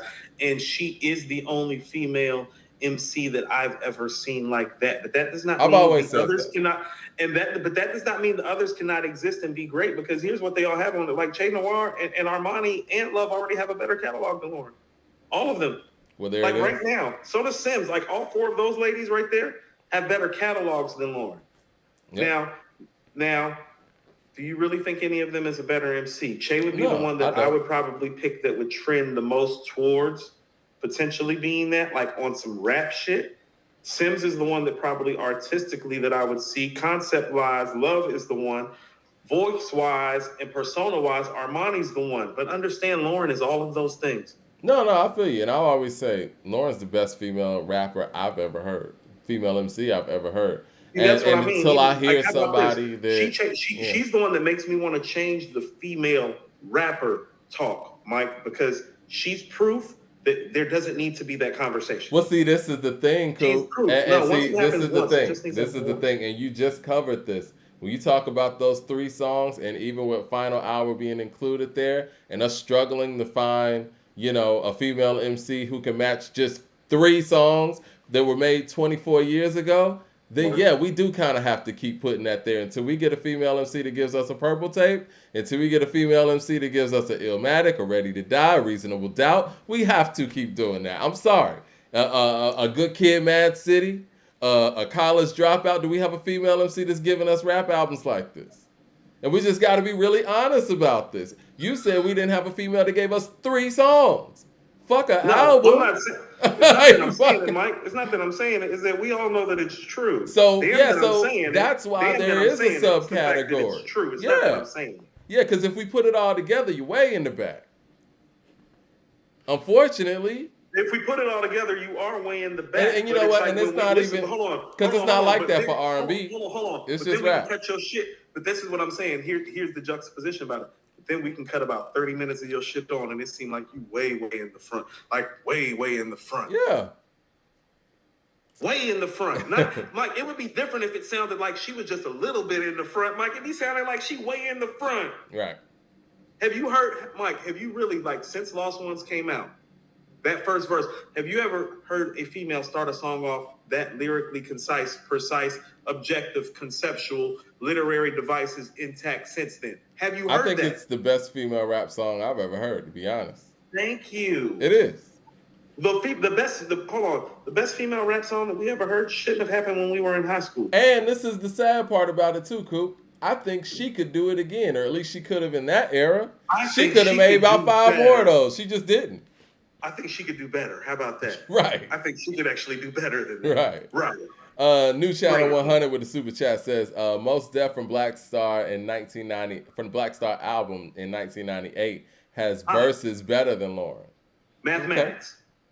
Mathematics. There we go. Well, I mean, that was 99, but I think he's talking about, Thieves in the Night and stuff like that. Lauryn. Do you think do you think Thieves in the Night is better than Lost Ones? I think that his verse is better than, but see, we're having 2 different conversations. The song's not better, but Most Def's verse, yeah. Leroy Green with the super chat says, Coop, when Shauna from DTP was one half of Infamous Syndicate in 98, 99, she was as dope as Lauryn. I love Shauna. I love Infamous Syndicate. I actually enjoyed that album. You remember the album that they dropped? Yeah, I remember that. I think Shauna is probably the most rounded female MC that just never, reached that potential. She had a high ceiling. Not to mention that she was on some big records. Like, she's a big part of What's Your Fantasy for Luda. She's a big part of Stand Up. Too. Yeah. She had everything. She had the look, the flow. She had the look, the flow, the ability to make hits, everything. I can see some Armani in her actually now that you said that, like the personality, the swag, because like Shauna had swag. Yeah, and one of the rare things that Shauna was able to do that a lot of MCs in general can't do. she's able to catch Timbaland tracks. You She know, from Chi-Town. That's that Chi-Town. yeah, That's that like Reckless Fire flow. she's able to pretty much do anything that Twista's able to do. You know what I She from mean? Chi-Town. Yeah. Chi-Town. Yeah, Tim And that Blood. was never, I don't want to say exploited, but that was never really explored on a level that it should have been, you know? And I think I think that, she was too soon, Mike. It was too soon. And it I happened mean, kind of too I'm fast. sorry, man. I think Luda was big enough for that to be displayed the way it needed to be displayed. I really do. Like, I don't You don't I think don't he know tried to, how you the know, ball was dropped with Shauna, but the ball was definitely dropped. where? Where do you feel like the ball was dropped? The Because I ball felt was like dropped by DTP, and I would okay. say, and this is Did my they not man. promote her I right? fuck Was the with music Luda. not right? I don't think that I don't think they focused on her like they needed to. I think that DTP or Luda or whatever, they was focusing on the whole crew, and they were focusing on Luda's solo career, and they didn't put the proper attention behind Shauna that they should have. Like So you're Biggie, saying, how Biggie focused yeah, on Kim, yep. that's how that should have happened. That's exactly what I was about to say, And Mike. Biggie gave Junior Mafia that trial run to see who was serious. And Kim stood out. He said, "I'm running with her." You know what I mean? And All you niggas gotta fall back and let her get exactly. her burn. Right. And that's what's so dope about Big too. So he was able to do that and still work on a double album and still push Puffy's dream as an artist. Like, that's the type of stuff that was happening between 94 and 97. The reason why people say Biggie is the greatest, because those type of things aren't easy to do. And I think Luda should have been able to juggle his career and still jumpstart hers. So if I had to blame anybody on that, I'm gonna have to blame Luda. He was huge. He was selling more records than anybody not named Nelly and Eminem and Ja Rule at the time. Him and Ja Rule probably were selling about the same Well, him amount and of Ja records. were both going about triple. Yeah. Luda was big, man, and she was She on was. these records. She is. She's sexy and I never everything. Like, thought what's of the it like problem? that, Mike. Huh? I never thought about it when you were talking. I was actually saying to myself, "Oh, Mike is saying he didn't give her what Big gave Kim," and you're Yeah. right because we all watched it. He was trying to put 20 on. What was the other one? Oh yeah, I-20 had an album out, Lil Fate. You know what I mean? Lil Fate. There we go. Yeah. You want a Lil Fate on? And what's crazy, you know who's at the bottom of that food chain? This guy named 2 Titty Boy. Chainz. This guy named Titty But Boy. again, This guy that named Titty Boy was shows at the you- bottom of the food chain. That shows you that the focus wasn't really there. They were just trying to, I don't know. I mean, we all know what it is. I-20 was Luda's right-hand man because it's like when you go back and listen to it now, it's like, how the fuck did Titty Boy fall behind Lil Fate and I-20? Like on some rap shit. Yeah. Like on some rap shit. And it's then- like the Shauna thing I can understand. And then But when the Chingy thing came, however that transpired, that pushed Shauna further to the back. Oh, you're right, Mike. There's a little mismanagement right there. Yeah. Little Kim treatment could have given her a whole different spin. She had everything. And again, she had, and the they thing had about it Timbaland and is, Neptunes in their pocket. Ooh, Mike, they could have made some hot shit with her. and she was a big part of the fact that What's Your Fantasy even worked. Like, if you take her out of What's Your Fantasy, it's not the same song. Oh, her And that's the record that broke him. No, her voice is what solved the song. Yeah. Her look voice and was what sold that everything in song the for me. video, all that. It was like, I mean, before the video, though, when I listened to it, I was like, who is that? Yeah. Who is that? Yeah. Jay Short with the super chat says, I think she sounded bad. Jay Short with the super chat says, I think Eve and Nicki could have surpassed Lauryn. The problem is most female MCs have to build a brand now too. They can't just come out and rap. No, Lauryn was in that same climate as, I don't think people understand. Like, Lauryn's in the same climate as like Kim and Foxy and even like an older MC Light. She's just making MCing the thing. That's what I'm saying. Like, her thing was clearly MCing. So when you're talking about the brand, it's like, no, she was beautiful, could sing, and could MC. That was the brand. Well, all right. Let's Let's be real though here. Revisionist History, and The Score was a huge album. But the face of female hip hop around The Score time was Foxy and Kim. Right. Lauryn didn't come to prominence as an individual till 98. And then, I mean, Lauryn was Lauryn. Don't get it twisted. That's the media, though, Mike. That's the media controlling the narrative and the language, like Black Thought said. Ain't it strange how the newspapers play with the we language? knew who the better MCs were, yes. But I'm just saying from an conversation. impact standpoint, you know what I mean?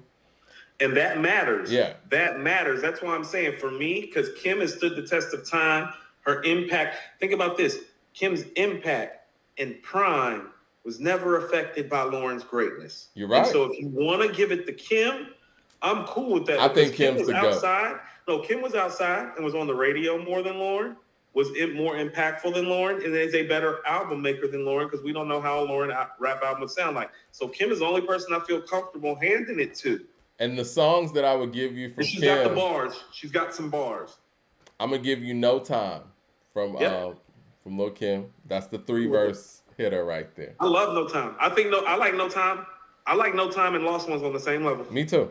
I think those are probably 1 and 2 for me. That's 1 you and know 2. what? And I got a dark horse in here. I love the Brat's "Give It to You" remix. I love that record. I'm with you on that. We can slide that in there. DFW Herbie with the super chat says, "Mother Superior is one of the best lyricists, man or woman." Wow, I need to get on Mother Superior like that. Let's see, man. We really went down a rabbit hole here. We got to get to the subject. How did this happen? A rabbit hole. I think it was a necessary rabbit hole. It was a too. necessary rabbit hole. But yeah, we need to talk about these things. Yeah, Jay Short with the super chat says, "You're not crazy, Coop. Lauryn is that good. I don't care how long it's been. Make better music, and you'll be in the convo. It would take one classic. I mean, honestly, it would just take. Let's just say, a female MC comes out next month, and comes with 12 great records to that level. What Lauryn proved is the fact that it's not obviously hip hop has a lot of misogyny and this and that, but it's not just that alone. There is a woman who could come through and make a Lost Ones and get appreciated for it. So it's not impossible. It's not. That's why I'm saying, don't tell me that it can't be done. Because here's what I'll tell you, and I've been saying this. I feel like Armani is just one No Time away, Mike. Like one single, like No Time away. I agree. I feel like Love and Shay are literally one Lost Ones away. I feel like Simz is one doo-wop away. You're right. It just hasn't happened yet. You're right. I'm not saying I don't think it can happen. I'm saying until it happens, Queen. Eda Don with the super chat says, "Yo, Coop, tell the plug to get Nas on that feature run for 2023. Would y'all rather get Nas feature run or another album?" You want to know what? We're going to talk about some of the juxtaposition of the game. I want to talk about feature runs a little bit. It's funny that he's bringing that up because I want to talk about that in relationship when we talk to Kool G Rap's album. Okay. But that might be a good transition into just getting to the albums. But I think that was a great dialogue that we just had, Mike. And I wasn't trying to get on you about the whole Wu-Tang thing. I was just saying that it's like, no, she's literally that good that I can question you about Inspector Deck and Method Man and Raekwon. It's like, no, she's like that. You can't do that with any other female MC. You can't question Method Man or Raekwon or Inspector Deck with any other female MC. You can't. I would love to, like, if you were to input Lauryn into the Wu-Tang and they do like a Triumph Posse type cut or whatever, she's going to have a top 3 verse on there. Yeah. How about this? Let's talk about it vocally. Mm-hmm. Where is she voice-wise in the Wu? Because after it's Meth still has the better voice, right? It's like Meth, Ray, maybe her, Ghost, something like that. Yep. I would put her right after Ray. It's like Meth and Ray have the best voices, but hers would be right after theirs. Yeah. Michael Williams with the super chat. As a lyricist, she's more lyrically inclined in the traditional sense than both of them. Ray is more original. Meth is more silky and agile. But on the fundamental, on that rap shit, Mike, on that Black Thought, that Big Pun, that Kool G Rap, that kid, like her. Have we heard her tell stories and stuff like that? Like, it's just so many. And the thing that gets you when you got minimal output, it's just there's so many things that people have proven that they've done that you just haven't proven that you've done to do yet. Now, we know she could probably tell a story, but we don't have that. That's why I would give it to Kim. Kim has Aunt Dot on Notorious Kim. She has that other track on the Nothing to Lose, or one of those soundtracks with Timberland where she's telling a story. Like Kim tells stories. The other song with Mary on Notorious Kim, where she talked about having a miscarriage with baby's kid. Like, no, Kim can tell stories. We know that. I mean, Eve can do it too. I mean, we got Love Is Blind, all that. You know, she did with I think Eve is the one. I think Eve is probably the one. Eve is the one that had she stayed active, probably would have. Because she's rhyming with X and the Locks. That's what I mean. She was incapable, and like you didn't feel like that she was just the female in the group. Very much like with Kim. Yeah. Very much like with Lauryn. It's like, no, she can rap her ass off. She's a star. What You Want's one of my favorite female rap songs ever. That's up there for me. I love that record too. I love What You Want to this day. I love that record. That's honestly, between that and Down Bottom, I think that really helped sell that Rough Riders compilation. I think What You Want is what sold it, because it's like that video and that record was everywhere. It was everywhere. Dope record. It was. I'm gonna listen to that tonight. Dope record. I was thinking the same thing. I need to hear that record. Michael Williams with the super chat says, just wondering why you guys aren't too fond of 444. It's very much a black empowerment album. It just, you know what, again, I think I said this on the Patreon. I think it's more so the production for me. And maybe I'm just so used to hearing Jay over some really dope production. And it's just not there for me. I'm not a huge No ID guy. I'm not. I wasn't even when he was making Common albums. So it's kind of a snooze fest in that sense. And it's not like Jay has the voice to carry you over subpar beats either. So, and just the songs. I never thought of it like that. That's the problem, is that like vocally, he's not the guy that can have like the beats be suspect or be bland. Yeah.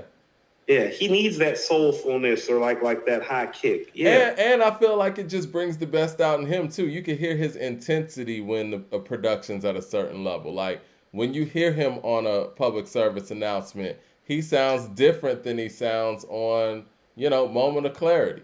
And see, Moment of Clarity, he's lyrically there, but that production really affects that song. If you put another beat on Moment of Clarity, that song goes up 2 or 3 levels. You know what I just had like an epiphany about? If he were to do an album, I would want West Side Gun to executive produce. Me too. I was thinking that when I was actually listening to 10 the other day. Because I know I said Ninth Wonder, and I would like to hear that too. But shit, I could hear Jay over those beats that was on 10 this year. I just want West Side picking, helping him with the track selection. Yeah. Like you know what I mean? Sometimes like an executive producer, sometimes the best thing an executive producer does is run down the beats with the artist. You know what I'm saying? Like, ooh, no, I hear you on that. Like spit something for me right quick. Let me hear you on that right quick. You know what I'm saying? I feel like just listening to when Westside executive produces something like From a King to a God, right? I feel like the process at that point is more so one of the things where it's like Westside's he's doing the tough work of listening to all the tracks. And let's just say he's listening to 60 tracks and he's picking 20 that he's going to go take over to Conway. Yep. And then they kind of go from there. You know what I mean? Because that's a real rigorous process to sit there and listen to tracks. I hated that part of the process back in the day when I was an MC. I'd rather sit there with my guy and make a song from scratch and just kind of go from there, as opposed to just going through listening to tracks and ideas over and over. That's a hard part of the process. And Westside excels in that. Well, From a King to a God is Conway's best project because of some of those track selections. Like, we really haven't heard him rhyme over a lemon or a juvenile hell or a Jesus Crisis since then, really. Like, the beat selection on there is wonderful. And here's what I mean, it's wonderful. It's very, it's not Liquid Swords by any stretch of the imagination, but in the way that the beats fit the artist so well. Right. Yeah. DJ Bruce Almighty. Shout out to Bruce Almighty in the building. He says, think about your top hip-hop albums. Where does the first female album by a female MC land? Top 5, 20, 10, 20, 50. I say that all the time, Bruce Almighty. We talk all of this, okay, well, include a female, whatever. I get that. We talk about the best hip-hop albums all the time. Rap albums. So Lauryn Hill's out of here, right? That's an R&B album. Rap albums. Where does the first female rap album land? Is it even in the top 50? And I say that respectfully. You think Hardcore is a top 50 rap album? I think it is. And it'll be the first one. I think Hardcore, not Funkdafied. I love Funkdafied personally, but objectively, I can't do it. I'm cool. I would be cool with Hardcore being placed somewhere between 40 to 50. I could see that. I could see that too. Is Hardcore better than the Marshall Mathers LP? I'm sorry. Yes. DJ Bruce Almighty with the super chat got more classic records.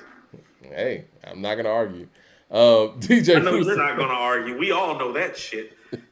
DJ Bruce Almighty with the super chat says, "Random. Why doesn't Luda get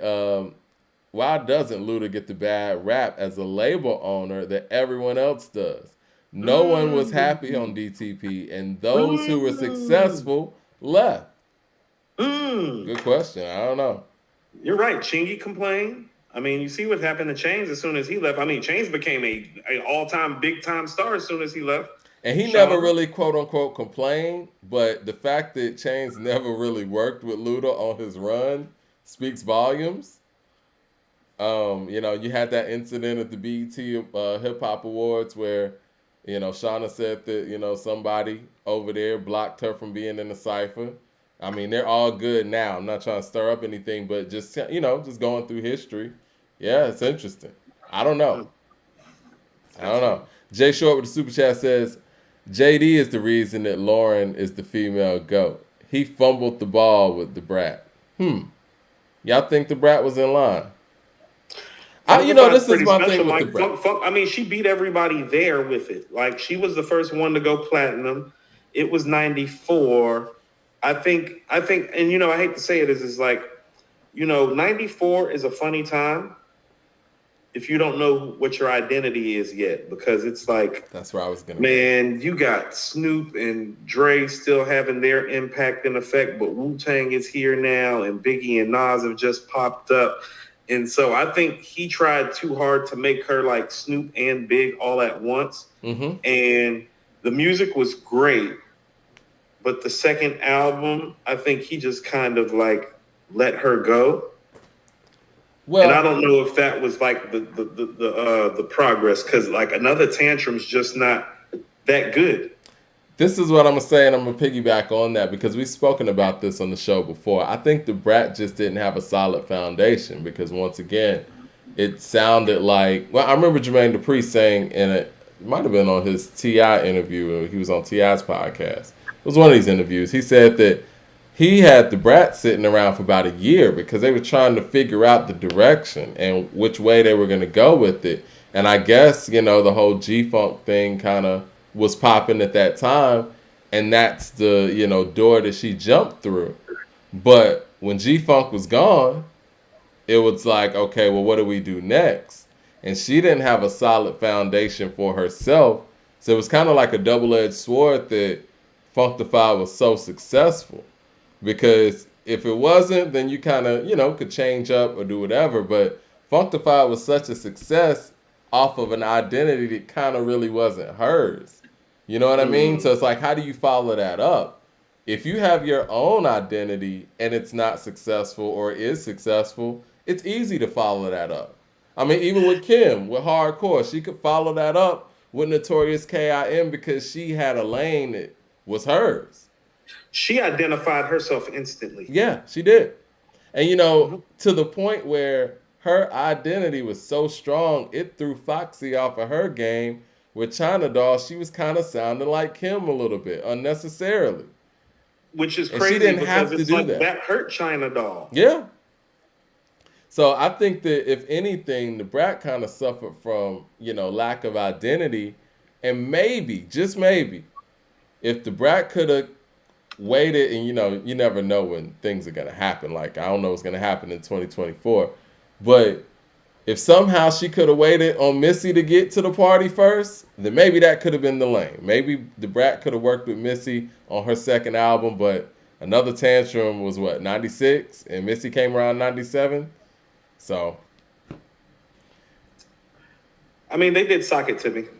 Oh, yeah, they did. But I'm saying, they did Sock It To Me. If she would have been making music like that around that time, she would have been able to find a whole new you want to know direction. What? I mean, as crazy as it may seem, because she's the first female artist to go platinum, was signing to Jermaine Dupri the best thing for her career in the long run? I think in the long run. I think Do you? Okay. I think I'm just asking questions. I'm not. No. I feel where you're coming from, but I think so because I don't know if anybody would have even been able to give her a Funkdafied. It's a gift to even get something like that, even if it didn't happen over and over, You were right about that. It's rare that somebody makes an album that great, male or female, like period, where you just got something that you can play from beginning and to that's end. successful too. Like that shit's a timestamp. You play Funktified now or Give It To You now, like niggas know that shit. It gets it jumping. Fired Up was my jam too, Mike. Yeah. Yeah, Michael they get some bangers Williams. on there. Michael Williams with the super chat said, "Who's the better lyricist, Andre or Mos Def?" Woo. If we talking about just pure lyrics, word for word, I think Andre to me is the better MC overall. But if we're talking straight lyrics, I gotta go Mos Def. Take my A hat off, and you know what I mean, like. I'm actually gonna echo your sentiments exactly, Mike. A better overall MC for me would be Andre, but if we just talking that straight up and down lyricism, it's Mos for me. Yeah, because that verse on Hurricane is tough to top. He just sometimes when he raps, Mike, I told you when we played Peppers the other day, it's like he doesn't have the best verse on there, but when he goes ballistic, it's just ballistic. And it's that Lauryn Hill type of level where it's like this one of the best guys I ever heard rap. I don't care how often he rap. When he raps like this, he's mesmerizing. Paul. He's mesmerizing when he raps like that. And you want to know, this is what I mean. Peppers is what made me push No Fear of Time back. Because it's like, oh, this is what y'all could have done. You two gonna rap like this on this record. Oh, that's what we doing? Jay Short with the super chat. Shit, we need West Side Gun executive producing a Black Star album. Apparently. Right. Jay Short with the super chat says, why are we pretending that we don't hear Big's cadence and inflections on hardcore, particularly on No Time, Dreams, and Drugs? Has to take some luster off. But see, that's the thing, too, about female MCs, and I don't want to go down this rabbit hole again. We seem to give female MCs a pass for having ghostwriters. Wrong. Nobody said nothing when you made that J comment with the Future track reference. This is exactly what Mike's talking about. We literally just had a show, where Mike referenced Jay-Z, referencing Future, and you all said nothing. But we want to bring up Kim, referencing of all people, the Notorious B.I.G. I'm going to tell you what, if I am going to reference somebody, you get what I'm saying? Like if I'm starting my rap career, fuck male or female, Mike. If I'm starting my rap career and I'm going to reference somebody's inflection and cadence, oh, well, she took from the very best. Like literally who else ever came forth and said they wrote for Kim? And I'm asking this seriously. I'm not trying to be funny. Did Mr. Cheeks write the Jump Off? Have you ever heard I've never heard that. I've never heard that. I don't know, but I've heard Diddy talk about how she writes. There's footage of her in the studio writing, just like there's footage of her Nicki in the studio writing. Because the thing is, man, I know Kim, right? In my personal opinion, who wrote the All About the Benjamins verse, Mike? That's all I need to know. Well, Big was alive for that, right? Remix verse, because Big is gone. Yeah, Big's gone then. Because to me, her best feature run in '99, Big wasn't there for that. It's gone. That's what I mean. Her best bars for me, like has an MC lyrically. And has an overall MC. Well, her best run as an overall MC happened after Big died. Now the best songs were on hardcore, but her as an MC, Mike, All About the Benjamins verse, crazy, Mike. Well, I was gonna talk about her Play Around verse on that, was that Black Rob. You don't want to play around. You don't want. She killed that shit. Her feature run. Despacio. Yeah. She killed Despacio too. Yeah. Her feature run during that era was crazy. Yeah, her spit game around that time, no, she rapping her ass off. Even on the she out here rapping her ass off. You remember the song that was on Born Again, that Biggie song? That shit was hard. Yeah. I'm like, who wrote that? That beat was crazy. Yeah, beat was crazy.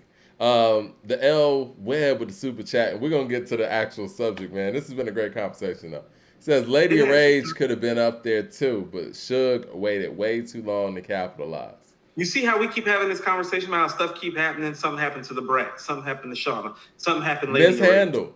Women, it seems like female MCs' careers have been mishandled. Hold on. So this is what I mean. The truth is in the middle. About 45 minutes ago, you were like, the crop's weak.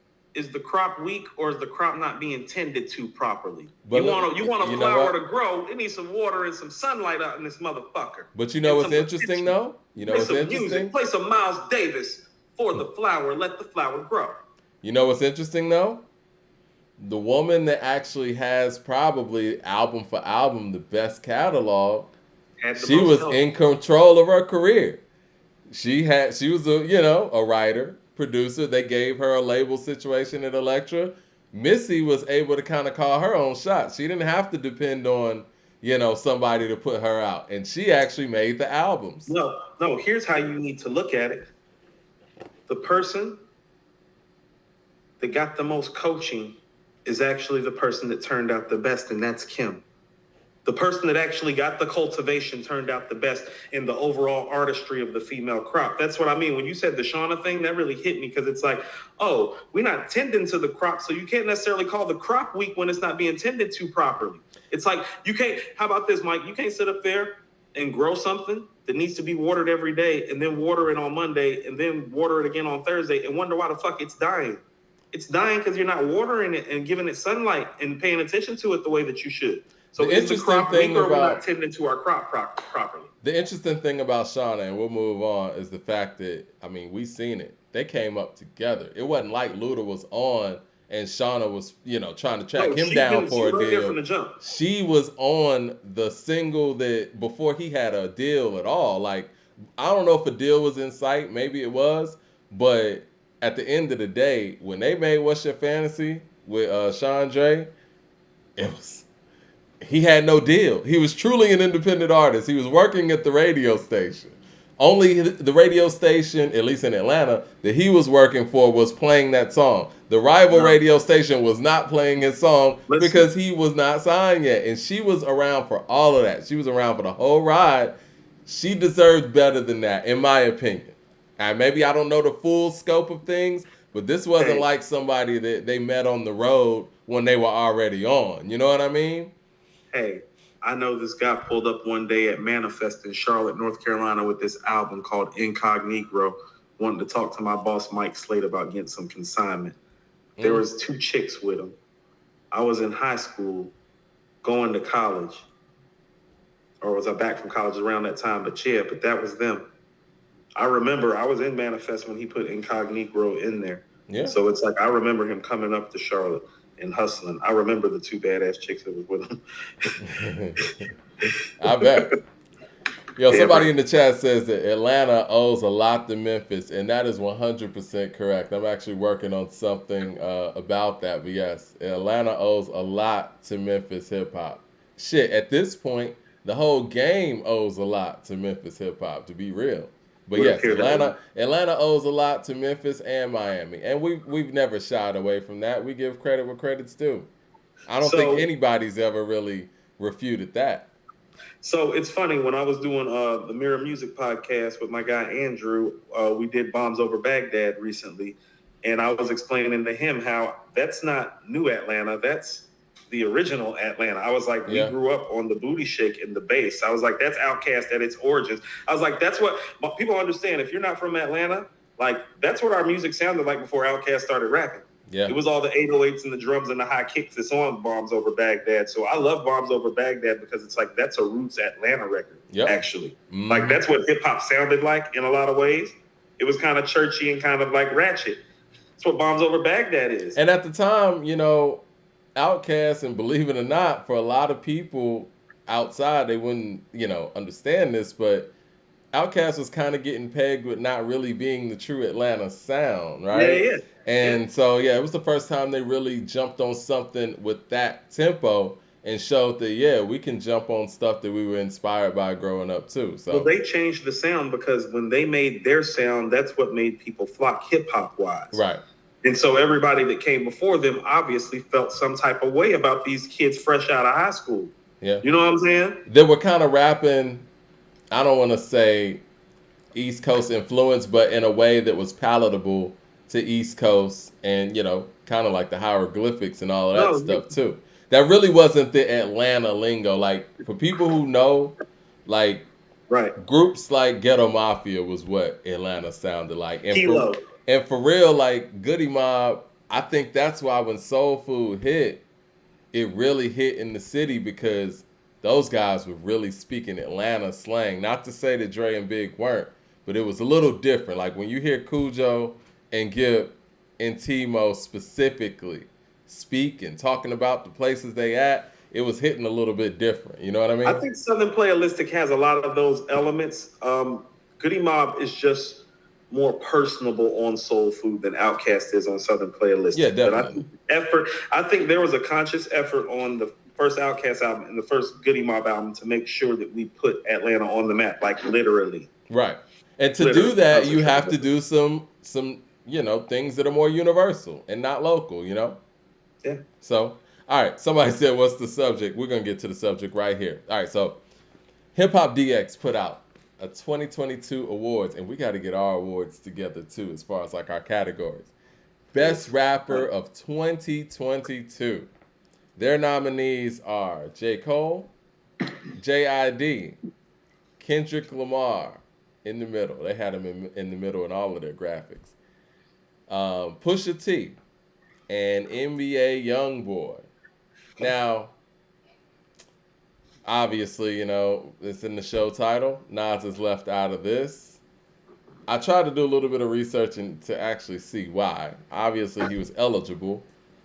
I don't have any really good reason why the MC that made KD3 and started up this whole uproar about relevancy with 21 Savage and stuff, I have no idea why he's not on this list. I want to kind of pick away from the list. J. Cole doesn't have an album, right?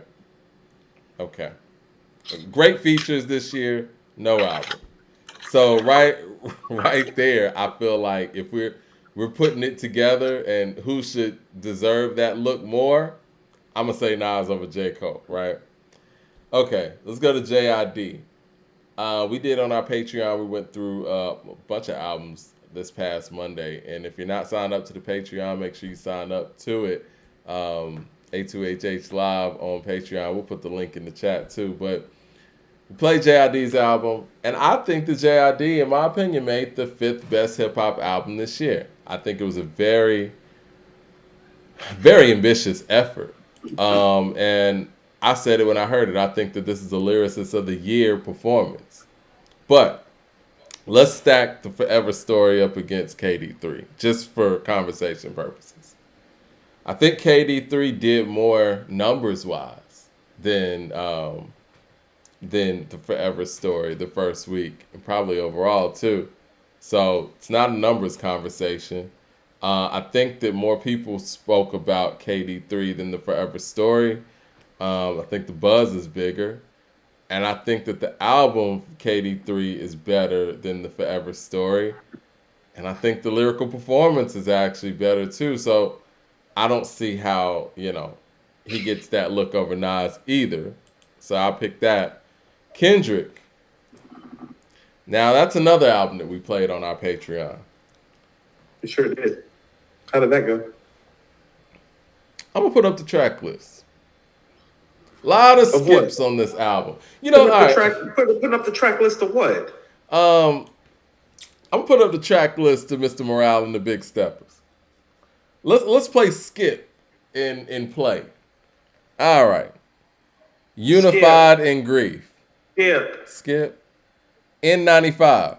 Skip. You skipping that? I thought that was one of the keepers. Worldwide Steppers. Skip. You skipping, bro. Die Hard. Skip. Father Time. You skipping or keeping that? I got the graphic on the screen. I guess. Okay, he's skipping that. My arms are folded. Okay. Rich Spirit. Skipping that? What are the people saying in the chat? Or what? How many songs on this album Can are I ask you playing? something? Really, what is Rich Spirit about? What is it about? I want somebody to tell me what it's about. Turning somebody into a song. Skip. Okay. We Cry Together. Ain't Ghost on there? No, We Cry Together is the domestic violence joint where they're going back and forth. You need to skip that twice. I don't know if you're being fair now. They said Coop's bugging. Okay, Purple Hearts. That's the Ghostface joint. We can play Ghost first. Next. Count Me Out. Is that the start of the second album? Right? Count Me Out? Yep. I actually like that record. That's not bad. Okay. So you got one that you keeping on here. Crown. Yeah, Crown's cool. Okay. All right. 2 songs in a row getting played. Silent Hill. Victory. Okay. What about Savior? Savior what? Okay. You skipping that or you playing that? You playing Skipping. Skipping that? Okay. All right. Auntie's Diaries. Are you playing that? I am not playing that. We was just on, Mike, we just had the Patreon. I was on Campbellton Road. playing Wait a minute. Let me say this for the people who weren't on the Patreon. So Coop's in the car, during the Patreon or whatever. We were doing a split screen kind of like we're doing now. We was playing the music and Coop's on Campbellton Road at this moment and I'm playing Auntie's Diaries and he's like, I can't be caught playing no shit like this, man. Who riding out to that? My auntie is a man. Yeah, he on Campbellton listening to Auntie's Diaries. Right. That's dangerous. Like, I'm like, what is going on? Like, no, get me out of here. Get me out of this car. No, something got to give. All right, Mr. Morale. Skip. It's cool. It's just cool. All right. So we got a cool record. I'm just going to tell you what. Here's my thing with all these songs, Mike. All these songs just cool. That's what submit is. It's like, I'm not telling you that it's trash. Like, that's what I was saying. You're not hearing me call these records trash. I'm just like, skip, because it's like, no, I've been saying it. This ain't it. I didn't say it was trash. I didn't say it was bad. I didn't say it was a weed plate. I just said, this is not it. I don't know what this is. I don't know what the intent is. I don't like the rhetoric. I don't like the production. I don't like the length. It's not good. It's a mid. Why can't we just say that it's a mid? You want to know what? And this is what I mean. I'm going to keep on going back to this. Oh, when Nostradamus came out, I was very clear. It's very clear. I was like, what is this? I remember when my boy Duran was playing it in the dorm room at UNCG. It was like, what is this? He was playing Nostradamus. I said, what is that? He said, that's Nas and shit. This shit fly. I said, that is not hot. Jay Short says domestic violence equals skip. Rewind, then skip again. All right, this is crazy, man, because I wanted to, you know what? I'm kind of out of the loop in this sense where, other publications and their staff. I thought that Justin, forget his name. I know he was working with HipHopDX, the company guy.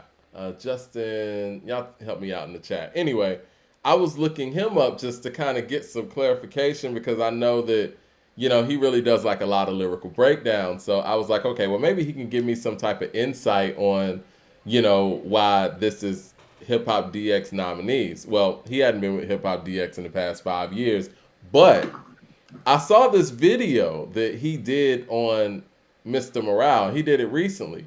He did it in light of Mr. Morale's 8 Grammy nominations. And these are some of the interesting things that he had. Yeah, Justin Hunt. Thank you, guys. Some of the interesting things that he had to say about the album. He said, the album is too good to listen to. He admitted that it's not a listenable album, but he was saying that it was just groundbreaking. And it's one of those albums that, and the question that he asked is, how great can an album that you don't listen to be? Another statement that he said that was... That's like a piece of artwork that you don't look at. My thing it's like is... I bought this piece of art. Where is it? It's in the closet. If we had a trivia show right now and we asked somebody, what is music meant to be? What are you meant to do with music? Listen to it, right? Isn't that the answer? So if it's not able to be listened to, what the fuck are we doing? I mean, what type of stimulus did they send him to say this shit? Like, what is that? The other thing he said was... This is art. Like, one of the art. He said this is one of the greatest albums of this era. Okay. And then says, the greatest album I never listened to. Now, Is that No, even a Pimp a category? Butterfly is the greatest album that I never listened to. This some mid. The greatest, let me ask the people out there, what is the greatest album you never listened to? And if you never listened Pimp to a it, Butterfly. how great is it to you?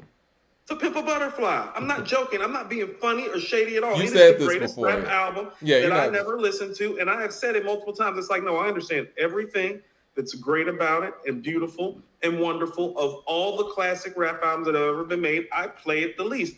This is not even close to that. This is not even sniffing To Pimp a Butterfly. At least To Pimp a Butterfly has All Right. It has... the records on To Pimp a Butterfly are laughing at these records. Yeah, it has These Walls. It has How Much a Dollar Costs. It has Hood Politics.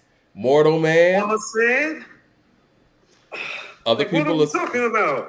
Like, you understand, this is not even close to Pimp a Butterfly level. And I have walked up on here plenty of times and critiqued the replay factor of To Pimp a Butterfly. This is not even anything remotely close to that. Have you ever, though, have you ever listened to an album, any genre, and said, this album is too good to listen to, or this is the greatest album I never listened to? You know what I mean? It's almost like you're being forced to give an album some props. I would just not listen to it, and I wouldn't even categorize it. You know what I'm saying? I'm not being funny. Let's be honest about something, because he just got put out an album and it got taken away. And I know I talk about him because he's a nasty bastard. Mike, when we were growing up in the 90s, in the early 2000s, when R. Kelly would drop his albums, nobody would play an R. Kelly album and be like, man, this is so good, I think I need to put it away. When Tupac and Biggie were in their primes, when All Eyes on Me came out, Mike, and I heard Ambitions as a Rider, I wasn't like, ooh, hold on, wait, Ambitions as a Rider is such a strong start off to this album. I think I need to stop listening to it to preserve its epic status. Now, did I do that, Mike, or did I run that record back about 5 or 6 times before I even got to All About You? I played Aquemini in the ground. What the hell are we doing? I played Aquemini in the ground, and I never sat there and said, you know what? This album is so good, I'm just going to put it up on my wall and never play it. You want to know what? When Wanna Be Starting Something comes on, Mike, I say to myself, you want to know what? We need to put this album away and not listen to it. When Let's Go Crazy comes on, I'm like, you want to know what? I don't want to hear the greatest guitar riff ever. I think I'm going to put it away. Let's dispel this notion that music is not meant to be. Every time somebody talk like this, I think they're being paid now. Sounds by like the machine. Who would even, and I say this respectfully because Justin knows his stuff, man. But who in their right mind would sit there and put the notion out there that music is not meant to be listened to? I'm going to dispel that right now. Music is made and produced and put out for people to listen to it, to consume it. It's damn near like saying that there's a product out there that you're not supposed to use. You go buy some cologne that this smells too good for me to put on and go out. I'm just going to sit here and look at this bottle because this cologne just smells too good. Right. Actually, specifically speaking, Mike, you usually spray your good stuff on when you do what? When you stepping out. The hell are we talking about? What the hell are we talking about? Let's just admit that this album's not good. Fuck it. It is what it is. The fact that most of these nominations came from a song that he normally doesn't even put on his albums, that wasn't on the original album, and ended up being added onto the album, lets you know everything that you need to know anyway. And the fact that people are force-feeding the greatness of this album, and you got people like Charlamagne saying it's going to be the greatest hip-hop album, or most important hip-hop album of all time. That's what he said. I don't want to misquote him. And you got people in the media talking about the greatest album I never listened to. What are we talking about? It's not a good album. If you're not going to listen to it, it's not a good album. Let's just be real. That's that rapper weed. That's that rapper weed. They got to be smoking rapper weed or something. Like, it's bad. And I disagree with you, Kool. I think back in our day, this album would be a weed plate. It would be. If you ain't listening to it, you got to use it for something. This shit can carry the herb. If you bought it, because that's the whole thing where the weed plate came from. Like, for the people who aren't from that era, when you go to the store and you buy a CD and you ain't gonna play that shit, I gotta use this shit for something. I spent money on it. I ain't gonna just throw away something that could be a weed plate. This album will be a weed plate. It is what it is. Cause you said it yourself. Well, Justin said it himself. Not gonna listen to it. Gotta use it for something. Good. You're not gonna listen to it because it's not that good. Gotta use it for something. It's not that good. Anyway, so in my opinion, best rapper of 2022. I mean, I think Kendrick is a very interesting thing in this category because some of the writing that he did was some of the best. This ain't writing. no fucking Pulitzer surprise though. Fuck it, he shouldn't be in this category because you know what? If you're writing, fine, but you're rapping, so you shouldn't be in the rapper category. What? Where's his verse of the year contender on this album? Monty is a man now. I think it might have been the second verse. What, the last verse? Yeah. Or the second verse? I guess, yeah. One of those? One of those. I can't tell you how it goes. I'm not going to lie. That's not, you want to know how you don't know how it goes? Because I don't listen to it. Thank you. It's ridiculous. The greatest album I never listened to. That's one of the wildest things I've ever heard in the media. It's I think the craziest part is too good to listen to. Step up and say this wild shit that I think people are getting paid. I want people to understand that it's not when uncredible people do uncredible things. It's when somebody right now his Bible says some outlandish shit like that. And I'm like, hold on, it's like, fam, I know you know better. Somebody like Justin Hunt goes out there and breaks down lyrics. You know what I mean? Like, he knows his stuff. He knows his stuff. When you showed me the clip, I was like, oh, him. Because I just didn't know him by name. I'm like, oh no, he know his shit. It said Mr. Morale verse 2. I think his verse of the year, though, speaking of which, it's probably going to be The Heart Part 5. I can't please everybody. Doesn't sound like he's pleasing anybody, really. I would say The Heart Part 5 is... Because when we heard The Heart Part 5, we didn't think Samid was coming. I told you, I was like, it's cool. Something like this wouldn't register for his albums. Well, and then it found its way onto the album, and it's the best song on the album. It's not even a question. Yeah, unquestionably the best song on the album. So yes, I'm taking him out of the best rapper category. Now, if we had like a category best poet, or maybe best sonnet writer. Best writer on a rap album? Yeah, best writer on a... There you go. Okay, he gets in that. Best writer on a rap album. I'll give you that. There you go. Now we've given him something. Now put that mid off to the side. We're taking him out of this rapper category. I hope all his fans are happy. He got something. He got something. You're the best writer in a rap category. Except you're not, because Nas is still the best at that, too. Next. Not getting him anything. Now, Pusha T. What do you think about Pusha T being there? I mean, I think it is what it is. Like... Can we just stop for a second? Yeah. Black Thought and Nas need to be in here. Okay. And Freddie? I was actually about to surprise you. Who do you think's been the better rapper this year? Because I know Benny, I feel like maybe has rapped better this year. Than Freddie? Yeah, like Freddie made the better album, but if we were going by the bars, like the rap shit, I see what you're saying. Yeah, Benny has some highlights this year, and he has an album. Johnny P's Caddy, like he's not no slouch on Johnny P's Caddy. No. I don't know why people are talking like his verse isn't fire. It is. You and I have blow for blow on repeat pretty much since it came out. What do you think about Baldy being considered? I can't ignore what Gibbs did though, and I'm not saying it's one or the other. I think Benny and Gibbs deserve to be in there. Okay, here's what I tell you is that Boldy this year wasn't as good as the other year, the previous 2 years for him, and so cumulatively he's been having a great little 3-year run, but this would be the weakest of the 3-year run since we've been doing the podcast. So I would say no to Boldy. Only 5 slots, right? Yeah. So for me, Nas and Black Thought are a given because that's the first and the third best album this year, and probably your 1 and 3 lyricists all time. It's like 1 and 3 album, 1 and 3 lyricists all time.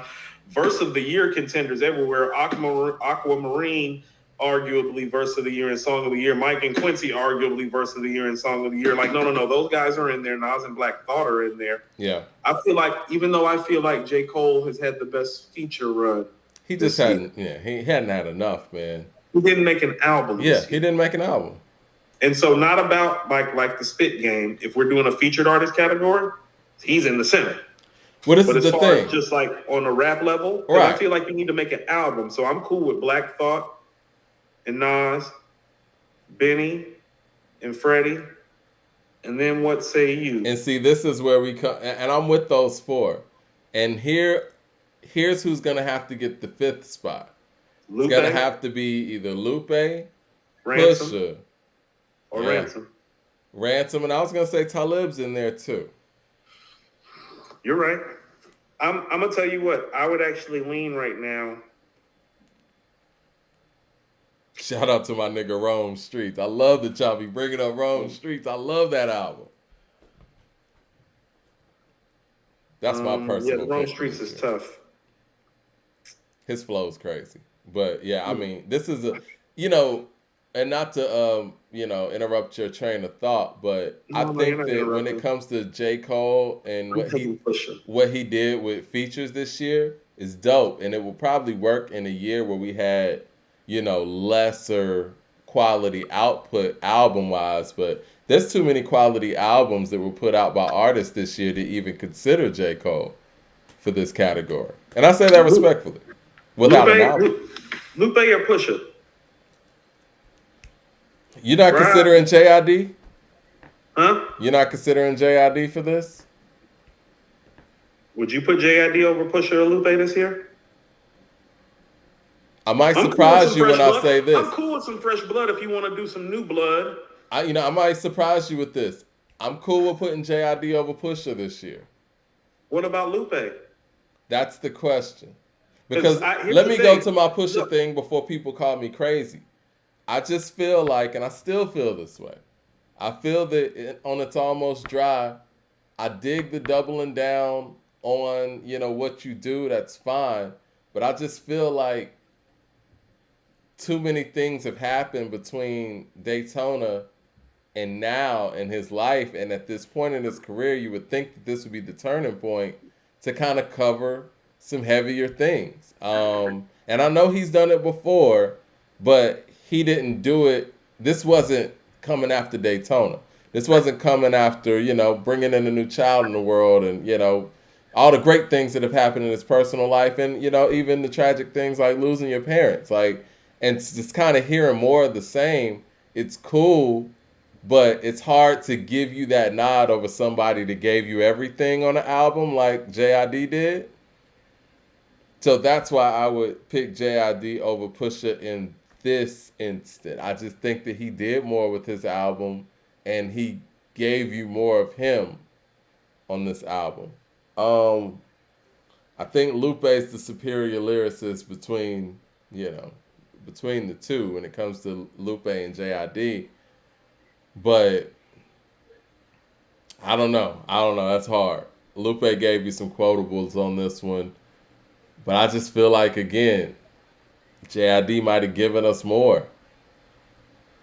I don't know. That's hard. If I were to actually tell you this and to be honest about it, and this is what I mean. Well, Sold Separately is lyrically not Alfredo to me. You feel what I'm saying? Mm-hmm. Like, I feel like Freddie is more of an artist of the year contender than a rapper of the year contender this year. Okay. Because I feel like the songs are there, but lyrically, I don't feel like lyrically, he's phenomenal on Alfredo and he's consistent on Sold Separately. But on a year like this where, I'm not being funny. When Lupe, Black Thought, and Nas drop great projects, well, it's going to be hard for you to squeeze in the best rapper of the year conversation, like a real one, like realistically speaking. No, that's fair. If you're just being honest, this is one of Lupe's better albums. This is Black Thought's best album. This is one of Nas's better albums. That's 3 slots in my opinion. And so I'm cool with Benny and JID and putting Freddie actually more in the artist category because I think he would be a leading contender for artist of the year, maybe. Well, that still leaves an open spot. No, you got Lupe. JID I'm sorry. Benny. You got Lupe, yeah. Yeah, so Lupe. You got Black Thought, Nas, Benny, Lupe, and JID. Yeah. You know, I'm down to put that up against HipHopDX's list because the only person that we have in common is actually JRD. Interesting. Let me get to the super chats. Jay Short with the super chat says the game in the combo. No. I just don't think the game did enough himself, and I hate that because I feel like the strongest stuff that was on Drillmatic was the stuff that he did by himself. I was listening to Drillmatic the other day. I mean, we listened to a little bit of it on the Patreon. A lot of his songs that were just him were the strongest moments on the album. True. We talked about that when we reviewed it. I think only a few of those features should have even stayed. Like, I think the one with him and Cam, because I like the combo with him and Cam, and it's unexpected. It's a dope record. I think that stays. I think the record with Pusha and 2 Chainz probably stays. Mm-hmm. And the record with Ye. Everything else he could have handled himself. And you know what? I personally like Outside, but you like Outside. Yeah, go ahead and say it. I like Outside, but I mean, I don't think outside was carried by the feature, though. You know what I mean? Like he could have handled that with 2 verses himself. But Outside is West West too. That's West. Yeah. 36 Chambers with the super chat says JID out rap Pusha and Lupe this year. Radar, Crack Sandwich, Surround Sound, Dance Now, Laundry 2. Cody Blue feature on Home with Mike Dims, 29 freestyle. Lyrically, he's insane. Come on, we got him in there. Well, speaking of which, though, Coop and I was talking about doing a station head, like I think the Friday before New Year's Eve, and we just gonna run down all of the dope records or the best hip hop songs of 2022. To kind of, bring in the new year. And we're going to kind of have like a call-in show where, y'all can call in and chop it up with us. And we're going to commentate and break down the records too, man. That should be a fun show. Yeah. Get to the music, man. I loved when we did that KD3 listening party, man. We're going to do that to the max this time. Yeah, I was thinking, we should take like a real, we should treat it like a real radio show. And we should take a 4-hour block. You know what I'm saying? Like we should take a time slot and just block it out and just, talk to the people, play some music, put together the best records of the year with people's opinion and input. We obviously need to have our list triggered and be able to queue up the songs that you all are going to recommend. And you want to know why I want to do something like that is I kind of want to see the request. Like I want us to do our list. But people can send the request through there. Our list. Yeah. People can send the request through there. So, Right. You know what I'm saying? Because everybody's streaming platforms are linked up. Jay Short with the super chat says, playing devil's advocate, you can have great lyrics on a bad/mid album. Nostradamus, Blueprint 2, The Master, To Cal 2000, Immobilarity, etc. I agree with that, but we usually put those albums in context and put it in place properly, None of those albums have great lyrics like that except for album 1 of the Blueprint 2. Well, I guess he's talking about the Kendrick thing, and again. Yeah, but none of those albums lyrically are slapping like that he said. I mean, that's what I'm saying. It's like those albums lyrically ain't slapping like that. Like Immobilarity ain't like that. Blueprint 2 not like that. I think the Blueprint 2 ain't like that. I think lyrically Jay took himself somewhere else with the Blueprint 2. I think that the Blueprint 2 is one of those understated moments in his career where his rapping really got him out of that ether situation. It was do or die. When the coolest guy in the room is rapping to prove a point, that's not cool. I feel the coolest guy in the room is rapping to prove a point. It's not as cool. The effect's not the same. You're not cool anymore. You're right. I feel what you're saying. So but that doesn't take away from... That's not what Jay Forte is. You're right. But that doesn't take away from how hard he rapped on that album. But I feel you. Because it's a lot of technical rhyming going on that you knock Eminem for is what I'm saying. He never had to do that before. Right. He never had to. Well, he had some jamming songs on there. I mean, like... No, there's some records on there. Yeah, I knock Eminem for the fact Jay technically rap for an album. Then nobody cop your shit for that. 7-6, some of his critics might not admit it, but nobody in rap did it quite like I did it. Did it nice. It's like, oh, that's what we doing now? Did it better, did it nice, did it different? Yeah, he was going in on that album. Wasn't very conversational, though. Sound like he was trying to prove a point. Yeah, especially on The Watcher, too. And that was very evident. Where he was really trying to out-rap Rakim. And, I mean, there's nothing wrong with that, but like you said, that's not what he's known to do. He could just out swag you, and you know he don't. That's what He don't even have to. Miss. Yeah. No, excuse me, miss. Yeah. This shit beautiful. I love him on Excuse Me, Miss. Because he could just come in on a record like that record with Ja Rule, the gangster shit, where he's like, I understand why y'all niggas is mad at me. Looking like, damn, that could be me. Like, he wasn't trying to out-rap Ja Rule because he was Jay. But like, you're right. On the Blueprint, too, there was a lot of, even on the You Don't Know remix. The You Don't Know remix, yeah, yes. It's like you're trying to out-rap MOP. It's like, fam, nothing against MOP. You're light years ahead of MOP on some rap shit. Like, right. Cooks 24 with the super chat. It says FB1. Yes, FB1. Yeah. I pulled up another one of their categories if you don't mind. I know we didn't talk about this, but I'll put it on the screen. Best rap verse of 2022. Now, I see the faces here. I'm going to have to pull up the actual list, but Cardi B's here. Let's see Coop's face with that. Yeah, Cardi B's there.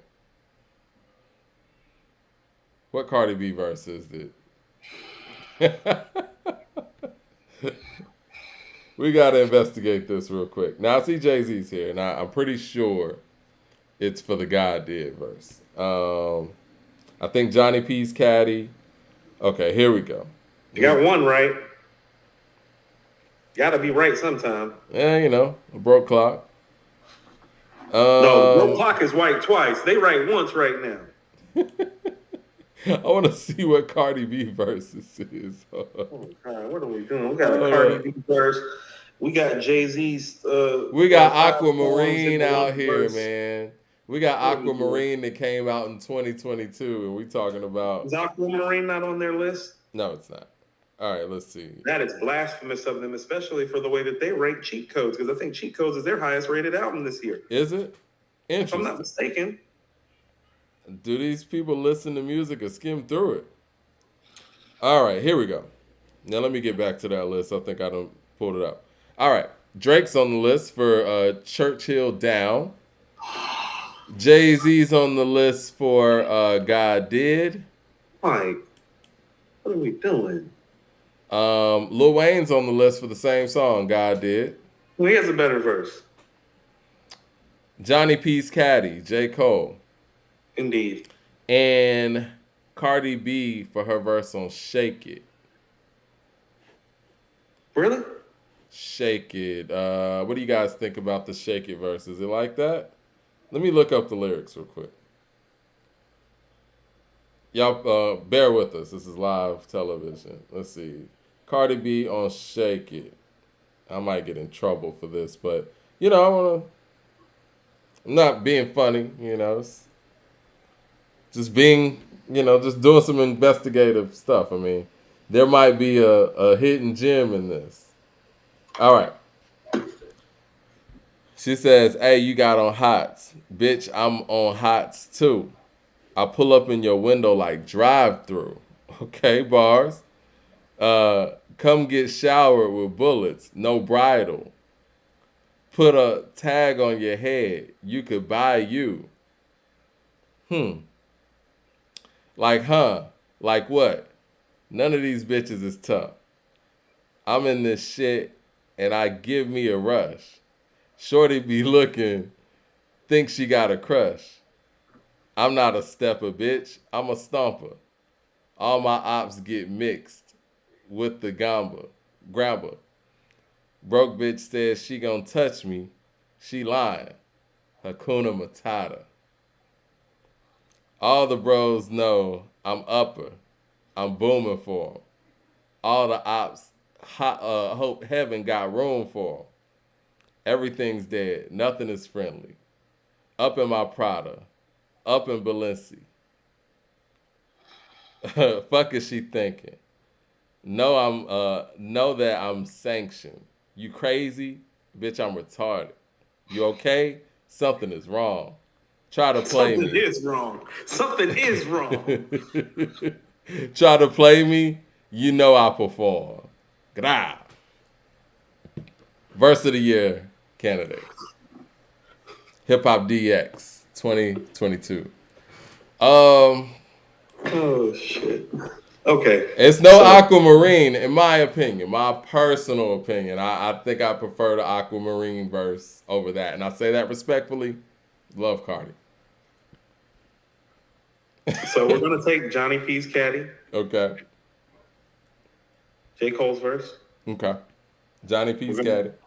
We're going to take Benny's verse from Blow for Blow. Okay. Going to take Black Thought's verse on Aquamarine. First verse? Mm-hmm. I'm with you. Okay. That's 3, right? That's 3. Where are we going after that? 36 Chambers with the super chat says J. Cole's verse, Johnny P's Caddy and London. Nas, Michael, and Quincy. Thought Aquamarine. This list they have is problematic. The second verse on Mike and Quincy came to mind for me too. Let's see. I had this noted from our last show. I don't want to miss anything. Because I know Lupe had some things in there too. But, I feel like I'm missing something, y'all. 36 Chambers says JID's last verse on Crack Sandwich. It's a good one. What's up there? You don't have the God Did verse?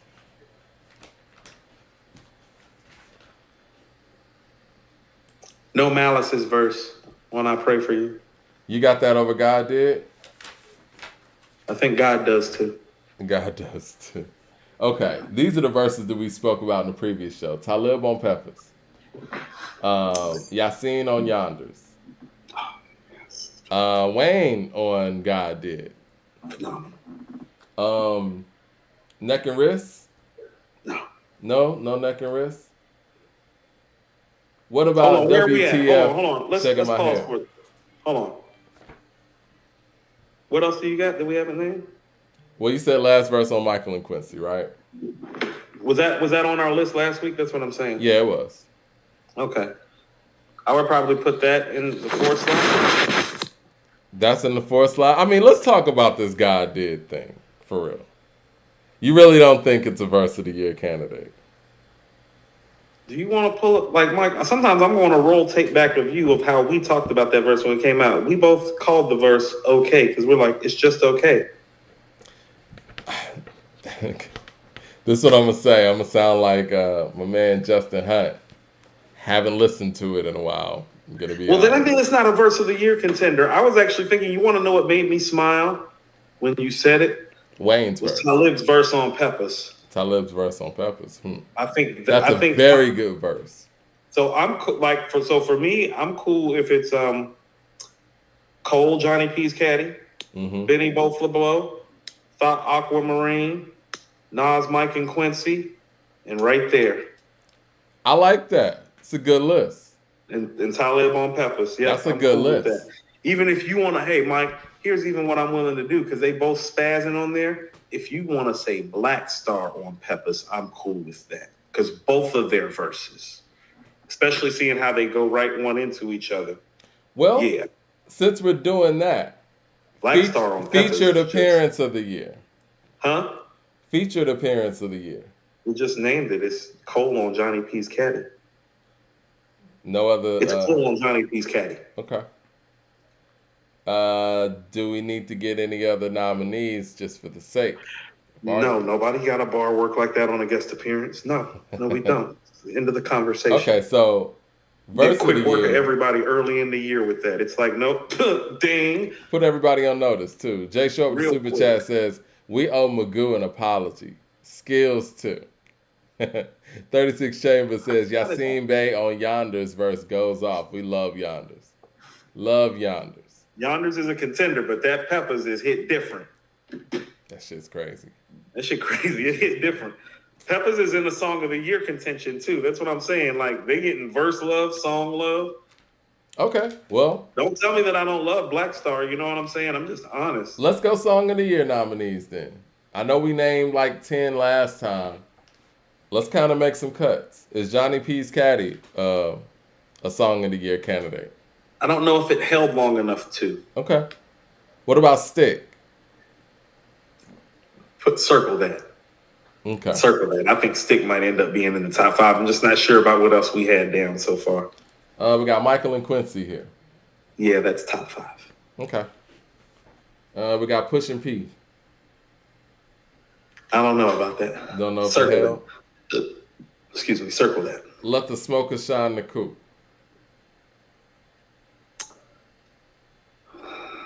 Circle that. We got Strong Friends. Circle that too. We circling everything. Yeah, we ain't hitting no bangers yet. We got Rabbit Vision. Yeah, I think Rabbit Vision's in there. Rabbit Vision's in there? Okay. Yeah. Peppers. Yes. Aquamarine. Yes. Blow for Blow. Yes. All right, so what it's looking like right now.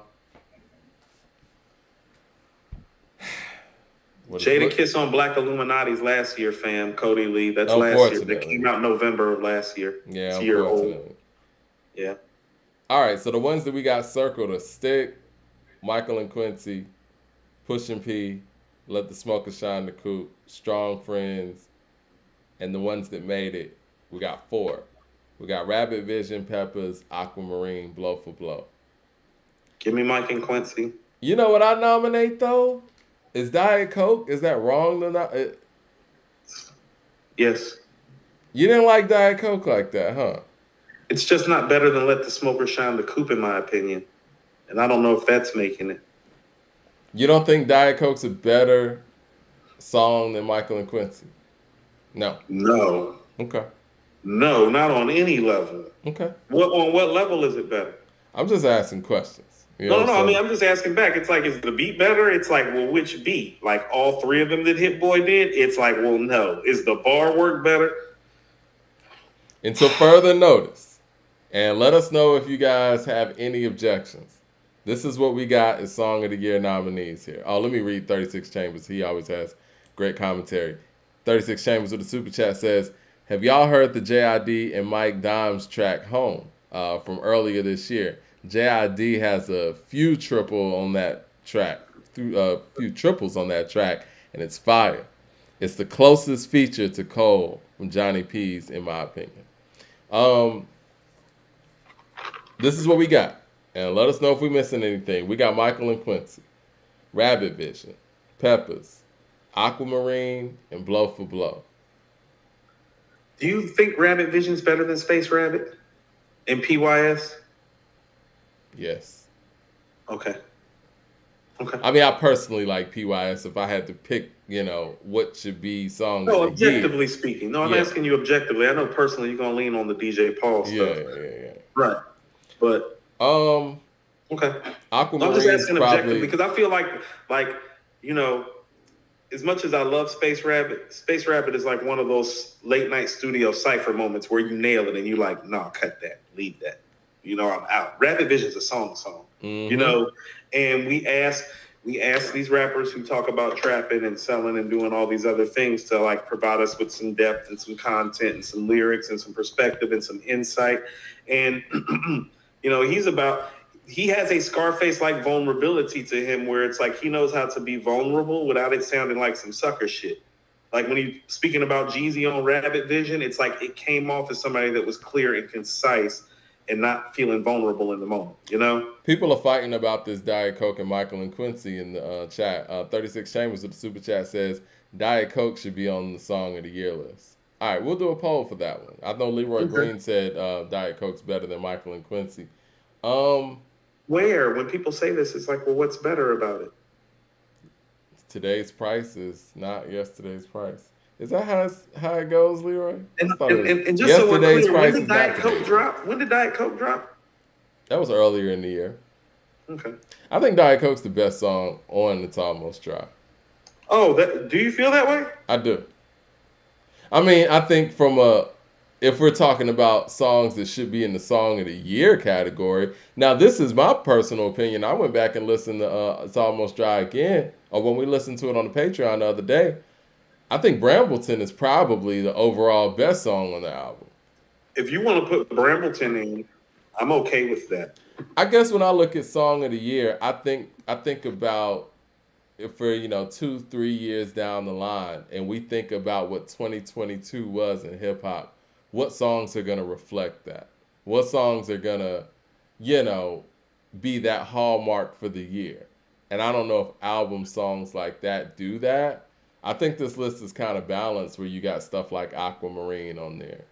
And, obviously it's not going to be like some super radio hit single because we're not in the radio era anymore. Like radio's dead. Radio is just in place right now to boost the mainstream artists' stream sales. I was about to say, I see people raising a couple things. It's like when we're saying Diet Coke to Mike and Quincy, it's like I don't think that's a conversation. Diet Coke and Blow for Blow, like 36 Chambers was just saying, that would be my conversation. Because stylistically, because no. Because here's what you're telling me. You're telling me that like you understand like what's going on Mike and Quincy, and even like the metaphors and the alliteration and stuff being used on the second verse, and then the way that he's following the beat switch, and y'all think Diet Coke is better? It's like I just don't see like that's like a dope rap single.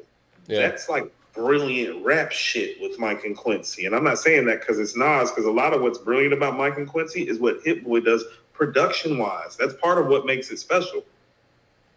It's not even necessarily the bar work per se, even though I think that last verse is a verse of the year contender. It's the way that he's sliding through the beats that Hit Boy's giving him. Those beats are fire. Yeah, you're right. It's an incredible record. And it's funny, when we were listening to it on the station head, when we were doing the listening party, I mean, I saw that song on the track list, and you know how you have in your mind what a song's going to sound like? It sounded nothing like what you thought. Me too. Yeah, yep. I thought it was going to be soulful, almost like a tribute to Michael and Quincy or something. You thought it was going to be like some Project Window for Mike and Quincy. Yeah, me too. Nothing like that. Nothing like that. They on some new shit. Yeah, they are. It's funny, man. I never listened to the radio, and the only time I really listened to the radio is when like I'm switching to my devices or whatever, and whatever radio station's on in my car, it's on. So, because my daughter listens to like CHR stuff, so I listen to, the CHR stations on there, right? So it's kind of like just a pop station where they play contemporary hit radio. Every time I'm in the car switching my devices, Taylor Swift song is playing. Mm-hmm. And it's like, if I never listen to radio and the only time I'm hearing it is when I'm just kind of, not really listening, how many times a day do they play that song on that individual station? I'm guessing maybe like 50 times a day, right? Easy. And I'm thinking about our station head, because like when we did our station head, the way it works, and we learned a lot about streaming during this whole KD3 process. If we got 400 people in the room, whatever song we play equals 400 streams. So how does that work for radio stations? Is it however many people are listening at that moment, or that reach? Is that how many streams that song gets? And then you have one station playing that 50 times a day, and you have other stations probably doing the same thing in that city, and then you got 50 other markets doing the same thing. That kind of gives you a boost, right? So it kind of about 20,000 streams in a day. More than that. I'm just, me with the low end theory, Mike. I'm just thinking ballpark just because of all the numbers you just tossed. I'm like, oh, that's easy, 20K. So it made me think like, okay, we were talking about the baby and those streams and things like that, and where these streams are missing. I feel like radio is the buffer that bumps up these numbers. Like that week that the baby had is basically what his numbers would look like if radio doesn't play his shit. Those are the raw numbers. Mm-hmm. And Lil Baby shit looks like what it looks like if the radio's pulling the Taylor Swift on you. Mm-hmm. And so, I mean, it's like the plug was explaining to me, though, what's the count on radio? Because different streaming services count different. Spotify counts more than Apple. Oh, okay. You feel that doesn't seem fair either. Right, because Spotify's interface sucks, quite frankly. And a lot of people who are older that need a easier streamlined interface is why they're not on Spotify. So somebody like Nas and artists of his ilk in his era suffer on Spotify because the interface isn't good for the older crowd and people don't want to fuck with it. They want to go to their clean looking Apple and Tidal because it's clean. I would imagine that with that being the case, though, not to interrupt you, I would imagine that commercial radio is going to be playing it through Spotify then. Whatever's going to get them more. Correct. So, I mean, that's why, again, I say I don't trust these numbers. And I feel like the radio right now only exists to boost the mainstream artists' streaming numbers. Because people aren't, actually buying the albums. You can't quantify that. So the only thing they could quantify is through streams. And the only thing to separate the quote-unquote big dogs from everybody else is the streaming numbers. And radio is dictating that. Just using their airwaves, literally. DJ Bruce Almighty with the super chat says, I don't know if y'all heard Simba. Result taking time, but it's fire. And we considering pushing P, but not God did. LOL, just kidding. Yes, we are, because Pushing P is actually a dope record, and God Did is way overhyped and overrated. It's not that great a record. They have God Did. That record does not deserve to be in any Song of the Year contention just because Jay-Z did a long verse. It's about the song. It's not a Song of the Year. Well, it's not even close. Do you want to see who they have for Song of the Year? I really don't, because I don't want to be mean. Well, God Did's on there. Well, I'm going to be mean. They don't know what they do. Hold on, let's see. That's R&B category, biggest comeback, Rookie of the Year. We're not going to do that. I do want you to hear the Song of the Year thing. Best produced. Oh, I like this one. Best produced hip hop song. That goes to the nominees are Hotel Lobby, Johnny P's Caddy, Legit, Let the Smoker Shine the Coupe, and Nail Tech. They got some stuff on there. I'm with Legit and Let the Smoker Shine the Coupe. Nail Tech is isn't that Jack Harlow? Nah, man. Who you got for producer of the year? Because they got Alchemist, ATL Jacob, Harry Fraud, Hit Boy, and Metro. Hit Boy and Metro clearly stand out. Can I tell you something? You know what else I played today after I got done playing the score? Metro. Played that Metro. Riding down the north side playing Metro Spider. Yeah, I was. Shit's playing hard. That Gunna record, too. I was playing all them 21 records. That shit fire. Now, he is the best beat maker in the game, but this is Hit Boy's year. It is. All right, here we go. Metro is the Jay Dilla of this era, though. He is the best beat maker of this era. That's an interesting assessment. Yes, he's Dilla. Best hip hop much song. Like Dilla, he doesn't have no classic album to brag about, but I swear every time you hear his beats, you want to rap on them or bob your head to them, just like Dilla. Best hip hop song of 2022. They got "Count Me Out" by Kendrick Lamar. FNF, Glorilla. God Did, DJ Khaled, Jay-Z, Lil Wayne, and Rick Ross. John Legend's on there too.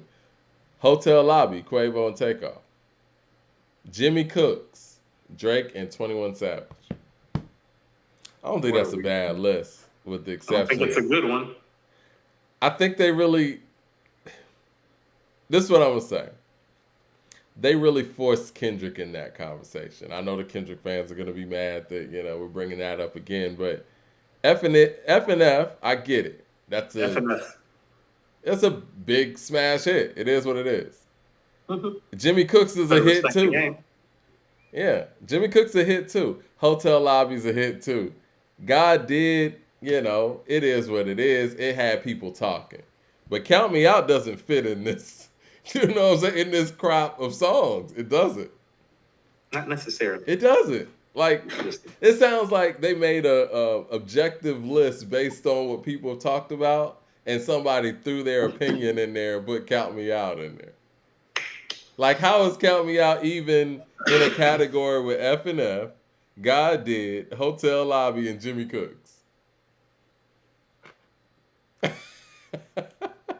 Jay Short with the super chat says, so Pusha and had 3 songs of the year candidates. And we thought that when the album came out, though, it was the rest of the album that we were like, no, we can hear 3 Song of the Year candidates and a Verse of the Year candidate from his brother. We were like, what's about the rest of the project? Because that's such a high level on those 3-4 records. You know what I mean? Is that and lyricist of the year consideration, and doesn't that bump It's Almost Dry to top 5? Mm, mm, mm. Maybe we're forcing some of these Pusha T efforts in there. If people feel that way, we can take them out. All right, Kool G Rap. Before we get up out of here. Well, actually, we need to talk about the Simz right quick because we really went down a rabbit hole and didn't talk about her album. Okay. What did you think? Pull it up. Lil Simz dropped No Thank You. 10-track album. Angel, Gorilla, Silhouette, No Mercy. I liked it, man.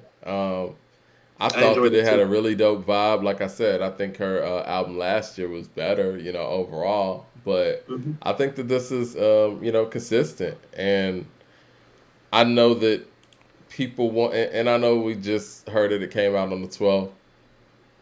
But yeah, I don't think we're ready to, put it in the top 10 of the year or anything like that. But I think it's another quality album that's adding to a very dense and quality year.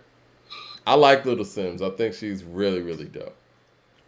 So, I'm gonna tell you what I was impressed by with this album. First of all, this album is deep, it's dark, and it's dense. 3 Ds: deep, dark, and dense. Mm-hmm. And she's nice. She's very, very lyrically inclined. I think she's a great MC. I do. Mm-hmm. Stylistically, she does some wonderful things. I realized when listening to this album that the pandemic has made rap black and conscious again, and it's beautiful. And the artistry is starting to show, and the reach of hip hop is wide and long spread. With her obviously being from British Isles. Her producer and collaborator on this album, Inflow, is a very accomplished musician. And that's one of my biggest takeaways from this album is that she has an artist that's very creative. And I think with Inflow, she met somebody creatively, production-wise, that is inclined because he's a vocalist, a writer, an arranger, and plays a bunch of instruments. So shout out to him for helping her put this project together in like the mirepoix of music that you hear. Because this is like a rap science class in a sense. Like she's playing with a lot of things and it's experimental and it's fun. She's talking about a lot of things that I think some of our audience has been getting on us for not lauding Denzel Curry and others for, which is dealing with some self-effacing black trauma issues for our young black mid to late 20s that are coming of age. She's addressing those things from a female perspective and it's fresh. I was really impressed by the album overall. Not as good as her last project, in my opinion, just because I don't think that it's as enjoyable, but this is more personal and more polished, in my opinion. This is more personal and polished, maybe not better. I agree.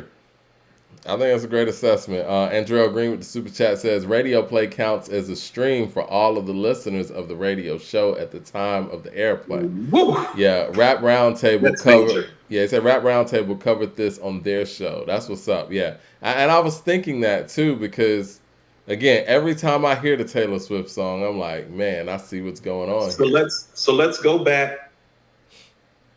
And since we're talking about Rap Roundtable, let's go back to, I guess, Sincere having some issues with how I was handling the Nas thing that kind of got back to us. Well, he need not have an issue now. His issue needs to be that Hot 97 wasn't playing an iconic, artist record and giving him the streams that he needs to survive in this format. So that seemed intentional. And so me pulling up on them based on what you just said is actually I actually wish I would have went 10 to 20 times harder now and piss Sincere off even more because Sincere's problem needs to be with Hot 97, not with Coop. Because the thing is, at the end of the day, and you've been talking to the people, they want the streams and they want the numbers. What so artist it's like doesn't want to be recognized for their work? Exactly. And so if you have a radio station that is tweeting about you, or you got Ebro out here, giving you praise. Well, if you play the record, that's going to bump those numbers up so more people, first of all, more people are going to be able to hear it, right? And have a chance to actually gravitate to it. And also, it's going to get the artists what they need is the numbers. You know what I mean? Like, it is what it is. I mean, this is what I mean. This is what I mean about the power of radio. One day I woke up when I was in Cali, I cut on Big Boy's Neighborhood. And he was like, yay, y'all. It's Easy E birthday today. We about to play Easy all mother beeping day. Yeah. And all I heard all day was Easy. Do you think Hot 97 or Hot 107 does that on Nas's birthday in September, which is literally a couple of days after the birthday of hip-hop? You understand, hip-hop turns 50, and then a few days later, he turns 50? They literally, Coop, had a whole conversation on this show, and I'm not just picking out, Hot 97, but I mean, I have to. It is what it is. They had the whole conversation. They some trash. They had a conversation about King's Disease 3 being a top 3 or top 5 Nas album, whatever they said, and didn't play any of the records in rotation. And I went out there and was like, to Ebro straight up, like, so tell me why a song like Get Light is not getting played on New York radio. What's the song missing? Like, what about this song doesn't scream radio play to you? And I get no answers. Because you want to know it? Because here's just the reality of the matter. That means he would really win. You feel what I'm saying? Because just those two radio bases playing his stuff is enough to put him over the top. But they won't. I don't know if you heard Star, and shout out to Star, man. He was on Flex's show. I'm sorry to hear that. Talking crazy. I loved it, though. It was very entertaining. He's talking crazy to Flex? Good for him. Yes, he was. I mean, they all cool. But this is what he was saying. I know he said the thing about Nas and this and that, but whatever. I disagree with that, even though I love Star. But the main thing was he was getting on Flex in New York radio. It's like, y'all sitting here playing this Glorilla record. Where's the Griselda? Y'all ain't playing the Griselda on New York radio? The fuck is that about? And then Flex, it was going to commercial. He was about to play Bad Bunny. He's like, man, y'all playing Bad Bunny and y'all not playing Griselda? He was like, where's Benny the Butcher on y'all rotation? And Flex was like, well, this is what we'll do. We'll get Conway and Benny to come up and do a freestyle or whatever right here with Star. Star's like, no, put their music. He said, no, put their music in rotation. He was like, Griselda's running New York right now. Y'all got to show the Buffalo kids some love, man. Buffalo's running New York, and y'all sitting here playing Glorilla? And no disrespect to her, but that's a whole nother region. She got a region that's going to support her. They're haters, New York got to support New York, man. And I'm glad the Star got on New York radio and said that as the legend that he is, They're haters, Mike. Again. They're haters. That's why I pulled up the way that I did, because, well, if you're paying attention, it's like they appear to be the biggest problem. Radio, media, TV, programming. It appears to be the problem. I'm going to tell you what happened to me, Mike. I just got my phone back. I didn't have my phone for 2 days. I actually had to listen. First of all, I was very happy that the Purple Tape was the CD that was in my old-ass car. All right? So I've been playing the Purple Tape for the last 2 days. Great.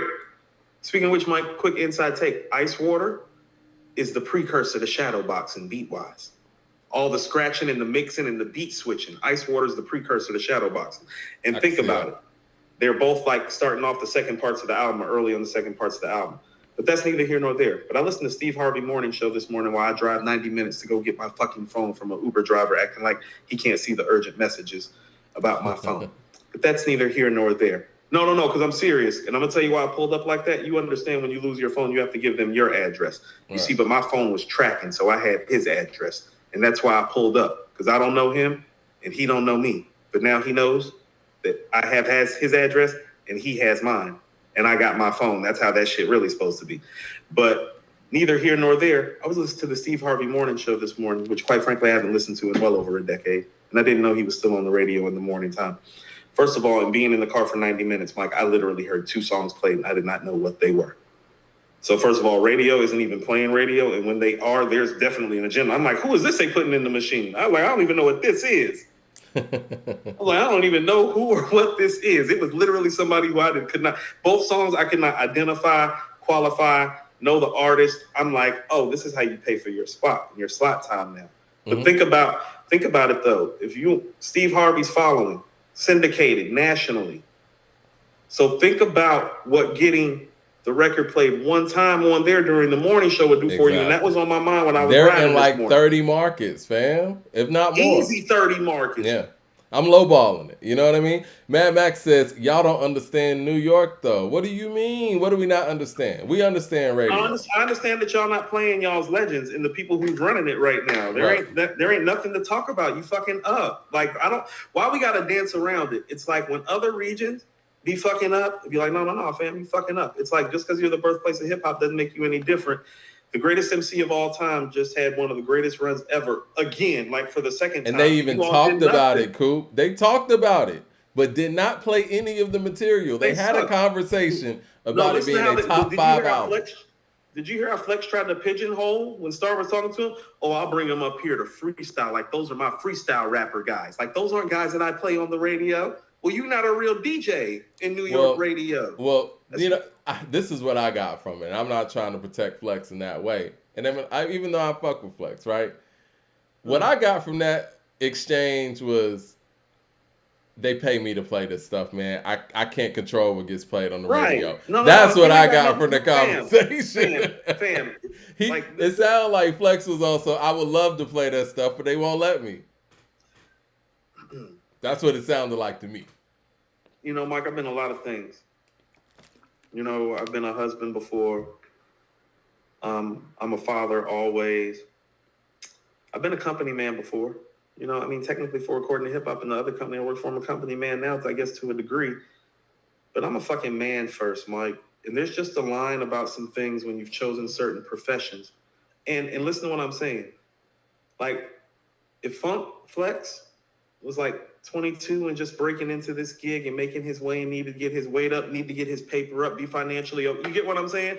I can understand him making a comment like that. It's like, dude, like, you've been cashed out and maximized this opportunity. He loves the spot too much. Hold on. No. That's what I mean. And that's cool. We can see that you love your spot more than you love hip hop. Yeah, you feel what I'm saying? Is what it is, right? And you ain't got no nuts. And so, Mike, you may like them. I don't like niggas that don't have nuts. You feel me?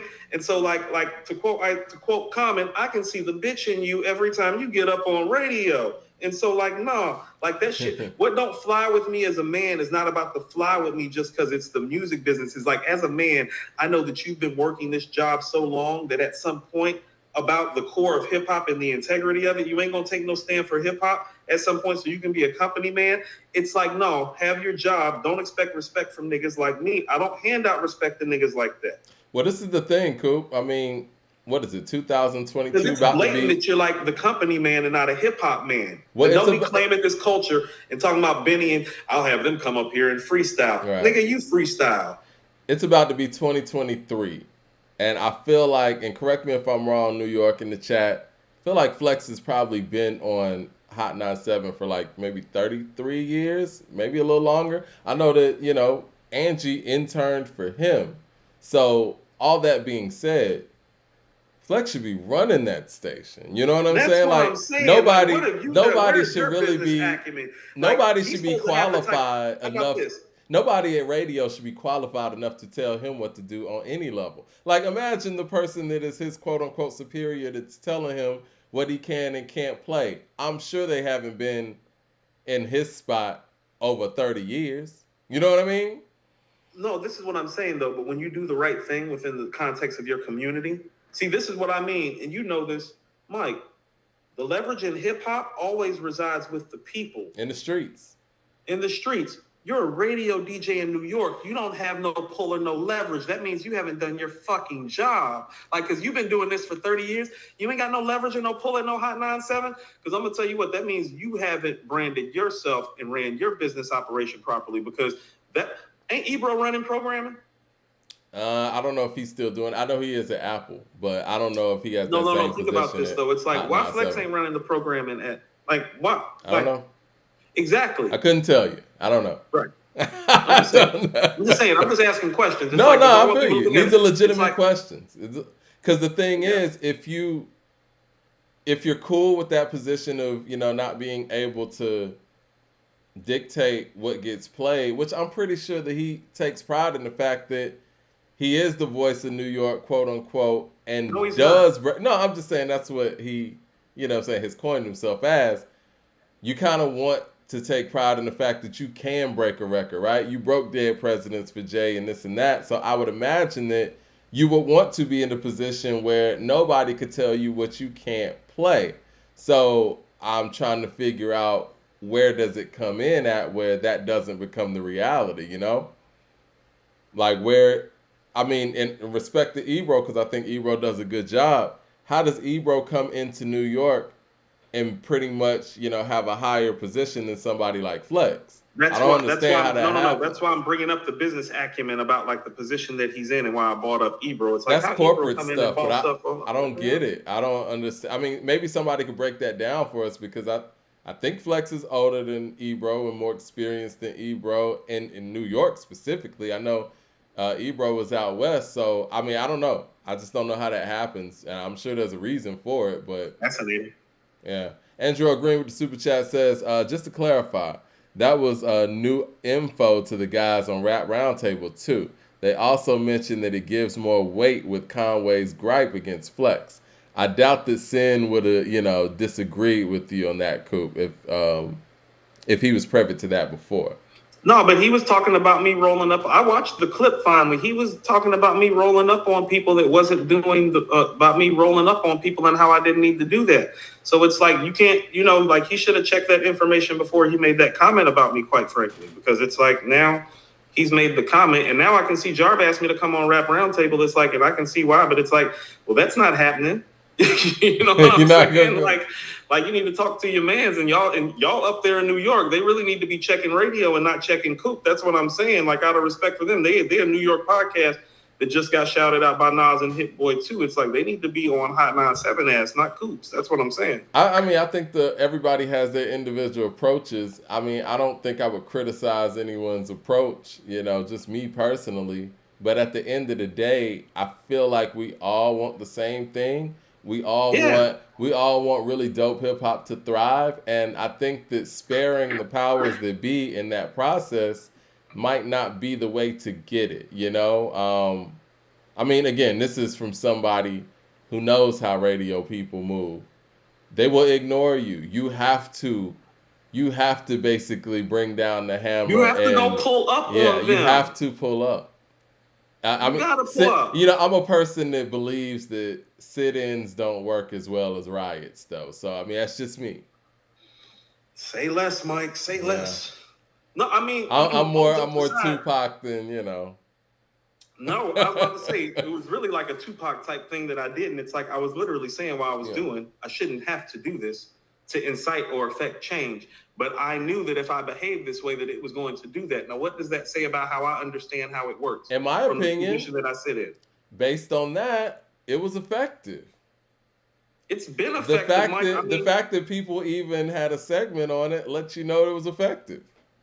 It obviously touched the nerve with people that I rolled the way that I rolled with that, but also too, and this is what I mean respectfully, and you got to be careful. And I don't have no problem with Sin, like at all. Like it's cool, and I love and respect those guys, and I appreciate the show and what they bring to the table. But it's like, I mean, Mike, and you know this, you know me, and the people who know me know this. It's like, oh no, that's Coop though. When he feels some type of way, it's not like I'm doing anything outside of the parameters of who I am in real life. You know what I'm saying? That's not for TV. That's not for YouTube. That's not for Nas. It's like, no, anybody knows me. It's like, no, that's Coop. You shouldn't poke at him. Because like, if you poke at him, he's going to keep on biting and like not going to stop biting. Like, because I'm ravenous like that when you get me charged up. Anybody that knows me knows that. It's just about whatever it is that I'm charged up about. That's how I handle my business. Because Mike, I'm going to tell you something. No, I used to be the nice guy that didn't handle things that way. And shit wasn't getting done until I started busting niggas' ass. So busting niggas' ass real quick. Yeah. This is the thing, man. If Hot 97 alone actually spin some music that was on KD3 for the week that KD3 came out, just the week that it came out alone, let's just say they spun Michael and Quincy, get like maybe 2 records, whatever, you know what I'm saying? Like, gave it some fair spins. Nothing extraordinary, but just what it really deserved, right? I think that bumps up that 28,000 the first week to 35,000. Now we're talking about one station in the largest market, which, you know, is New York, and Nas has done way too much for New York to not even get that minimal level of output. Now, if he's getting that in other stations that piggyback off of that station, we're talking about 50, 60 the first week. You know what I mean? Jay Short with the super chat says they don't holler at Flex because they don't want Nas played on radio. They are J guys. Listen to This is the thing, man. They're both from New York, and regardless if you're a J guy or more of a J fan than Nas fan or vice versa, if you're a hip hop fan, you're a fan of both of them. And if you're in hip hop radio in New York City, both of those guys have done more than enough for that market to get the same level of respect. I think at this point in the game, niggas got to be past the payola side of it, man. That's some shit the niggas was doing in the mid to early 90s when niggas was trying to get on. Niggas is legends now. You know what I'm saying? Like, you should be, the pay is to go out there and play this. Right. Yeah. Everybody in this situation is legends. Flex is a legend. Ebro's a legend. You know what I mean? Jay, Nas, these guys are legends. What are we talking about payola? Right. That's pennies, man. Yeah, everybody's a legend now. That's what I mean. It's like, this would be different if this was still early in the game. It's still going on late. Listen to what I just pulled up.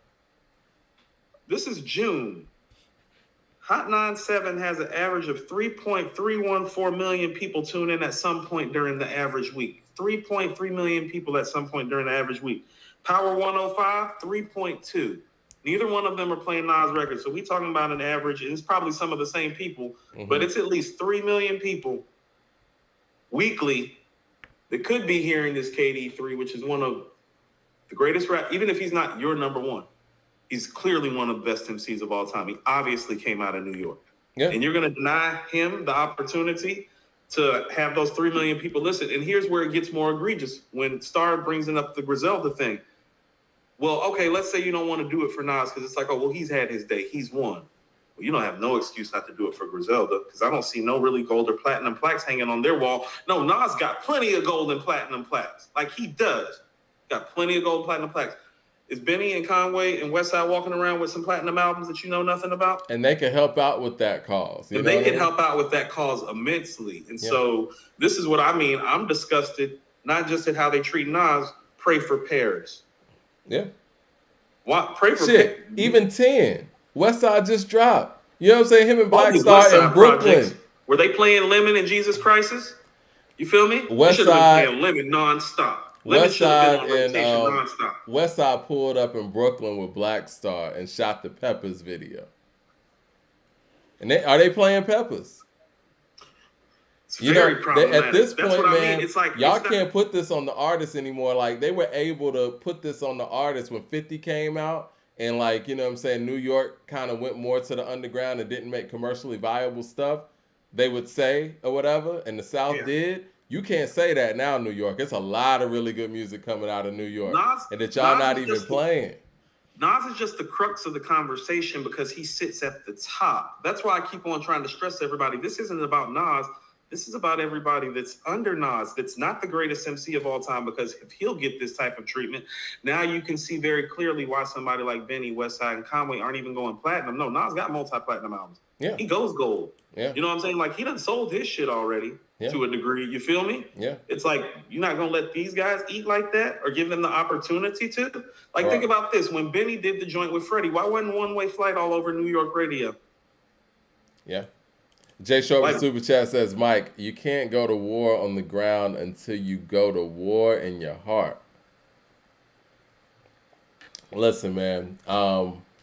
Again. I mean, we down in Atlanta, Mike, and we like to hear some New York shit. Don't tell me the New Yorkers don't want to hear, like, Peppers and hear Legit and hear Get Like. Do not lie to us and tell us that down here, because, like, the hip-hop heads down here appreciate it. I think the New York artist that's getting the play, from what I understand, is Ice Spice.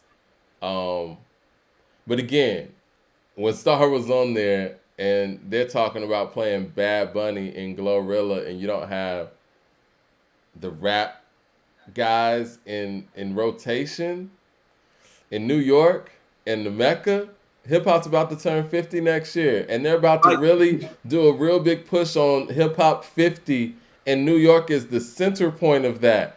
You're not supporting the guys that are doing the bar work and putting out quality hip hop in New York. The people in New York should be infuriated by that. I mean, again, as a hip hop fan and as a person who respects New York hip hop and some of my favorite MCs and albums and musics from there, I mean, it's only so much I can do. But, it's like the people in New York got to be upset by this. Look, and with that said, let's go transition to another legend that they're not supporting. Kool G Rap dropped an album last Friday. Well, here it is. Here's the track list. Kool G Rap. What stood out with you from this Last of a Dying Breed album from Kool G Rap? I'm going to tell you what the overall sentiment was, and we weren't planning on having, most of these conversations we had today, we did not plan on having. No. And that's the beautiful thing about this show. We kind of got to be ready to vacillate with it. But, and I already have this written down, but now that we've had the radio conversation, this album for me, and even more so after the radio conversation, I said, this is an observational clinical case study of why guys like G-Rap, KRS-One, Rakim, like that whole crop, well, they tour more than they record, because what can a guy like G-Rap do? I realized when I was listening to this album, if they're not going to let Nas fit in, how the fuck is Kool G Rap going to fit in? This is exactly what I was talking about. Like, where's there room for really Kool G Rap to get the flowers that he deserves when he makes a quality project like this? Now, this album isn't stellar, but it is good, and it has some moments on here, because it's Kool G Rap. So it's going to have some moments. Now, I'll tell you what, the one thing that maybe disappointed me about this album some was that I kind of felt like the highlights had guest appearances for the most part, with the exception of a record, I believe. Mm-hmm. And I'm not used to that from Kool G Rap, because he is more than capable of handling his own. But that's part of the reason why I ended up in the frame of mind that I was in about the album, is because I realized it's like, well, what is Kool G Rap doing making a song with Nims? It's like he always works with the younger cats.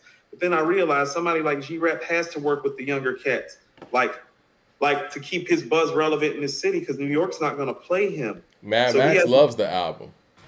No, it's a dope album. Yeah.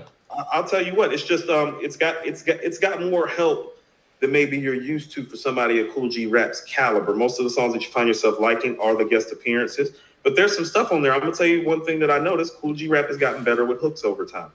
I saw Mad Max say something I want to address real quick, not to cut you off. He said Kool G Rap is too old for radio, but radio is for old people, right? Young people ain't listening to radio. You see the problem? That's what I mean. Where can Kool G Rap fit in? Because when he's making some of these songs, I'm like, well, this is him trying to carve out his older niche, which is good. And much like happens, I think it's happening right now with Cormega's album, AZ's album last year, all of Nas's projects. Well, is New York radio going to play this and support this? Because it's going to be hard for this to get legs when you don't want to take care of home. But there's some dope stuff on here. First of all, Fly Till I Die with Kool G Rap and Big Daddy Kane still sounds as good right now as it did when I first heard it. That's holding up. I thought that was that song to me is kind of like a sleeper song of the year contender. Like that might sneak into our top 20 list, because it's Kane and G Rap, and that's a borderline verse of the year contender from Kane too. Yeah. Born Hustler with AZ and 38 is nice. I love 38 and Kool G Rap together. They sound good. Well, he sounds like he's influenced by Kool G Rap, because he is, like everybody else. You know, he's inspired everybody from Nas down to 38, you know? So ain't too many people he hadn't touched. There's something about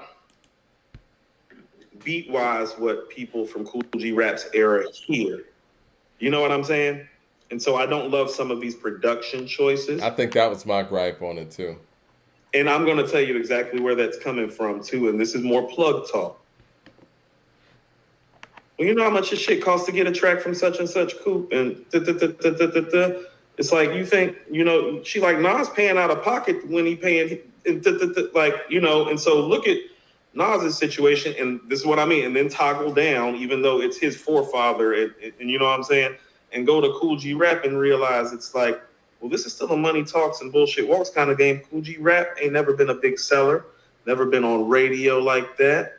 You feel what I'm saying? You got to pay for the production, Mike. You got to pay to put these things together. Kool G Rap putting these projects together himself. And so you're more likely going to find yourself working with younger, hungrier dudes at a better price point. But sound-wise, you might be missing something. Well, a lot of the times, too, and when you're doing it in this fashion, and I don't know what his label situation's like, You got to clear these samples yourself.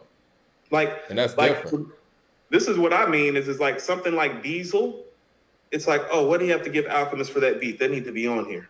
You feel me? Like, you need to try to get your money's worth out of that, because I know you had to give Al some money for that track, you know? Right. And so some of the production issues that I hear going on now, and I'm not saying this like niggas is broke. I'm saying it like niggas ain't trying to go broke making a rap album. Like Kool G Rap ain't trying to go pay 150 grand for this or 300 grand. Like, you know what I'm saying? Listen, nobody's trying to put money into something that's not going to give you a return on your investment. It don't matter how much money you got. Right. Like, I'm going to tell you something. The plug told me when Metro album dropped. She was like, ain't no telling what the weekend cost. Metro better drop that as a single. He don't have a choice for what the weekend cost. You feel me? I said that when I heard the album. I was like, yeah, I mean, you get the weekend on a record. It's got to be the single because, you're not going to have him on an album song. You going to pay that nigga 500 grand to do what? To not release it as a single? To not get radio play? Right. Track? Yeah. No, you need to go make your money back. And so some of the things that I hear, like, because I heard some people talk about AZ's production last year on Do or Die 2 and how they didn't enjoy that as much as well, which I didn't agree with. I thought that those were nice selections. That's some of the money game that's getting played where it's like, oh, well, you want him to go get 5 tracks from Alchemist or Pete Rock or Derringer or even some tracks. Oh, no, that shit costs. Like, don't you think that if Kool G Rap could go get every beat from somebody like a Havoc or a Q-Tip who were from Queens, he would? You feel what I'm saying? That's why we're seeing a lot of MCs teaming up with producers, because you're able to kind of work out things a little bit better, because it's like, okay, now we're a group and we're just splitting things down evenly. That's a lot more attractive for both parties now, as opposed to, having to give individual people, money for tracks, right? You know what I mean? Like, it's more feasible to just do this as a group and we just split it down the middle, as opposed to me having to get 5 or 6 different producers and paying them out of pocket. And because, like you said, in today's time, we're really not seeing residuals in the way like people used to be, talking real old school now, but albums, producers used to get points off of an album, off of the album sales. You have the percentage broken down by how much money this actual producer was making per album sold for this album. You don't have any of that anymore. So now you kind of have a barter system in a sense. And that's why we're seeing a lot of rappers and producers teaming up and just finding ways to kind of just split it down the middle anyway. Mm-hmm. Which I think is better for the music. But, in situations like this, yeah, you're right. This is why you see such a big difference. It's making for better teamwork and chemistry and synergy is what it's doing, because, it's kind of like, I hate to say it, it's like, well, rap is kind of like in some like good times era, like the show Good Times era, where it's like it's gotten really hood and the money's gotten slender again, and that forces families to kind of get together and bond tighter. It's the 80s again. Yeah, so I think that some of what we're seeing from the music, and this is one of those things that gets revealing when you're talking to somebody like the plug, who is younger than me and you know what I mean? Like, she's in her 20s. But is also on the inner workings on the industry on a level that you're not. She's really exposed to me how much the radio, the media, and the money is really making the shit move. Like, not on a conspiracy level, like you may think, but definitely on a business and financial and economic cycle level, right? Like you think, and it's real. It's very, very real. Like you don't understand. It's like sometimes you don't understand. You're not hearing your favorite rapper from your childhood come out. Because why would they go spend $300, $400, $500 grand, $1 million to make an album when they can just go tour with the shit that they've already done and go make $1 million instead of spending it? Exactly. That's what Nas is doing. Is so incredible. You understand, this motherfucker don't supposed to be doing this right now. It's incredible when somebody cares enough, because part of the reason why you don't hear from your favorites like you used to or like you want to, well, it's a money thing, and not like they broke, but it's like, what type of businessman do you know wants to go spend $1 million instead of go make $1 million? Exactly. And they're fortunate enough that they came up in an era where they were able to make songs that would be classic by, today's standards, because radio gave those songs that breathing room to be in your head. It's not like here today, gone tomorrow, like today's climate. It's going to be very tough for people in this era to make classics that stand as long as a song like A Children's Story.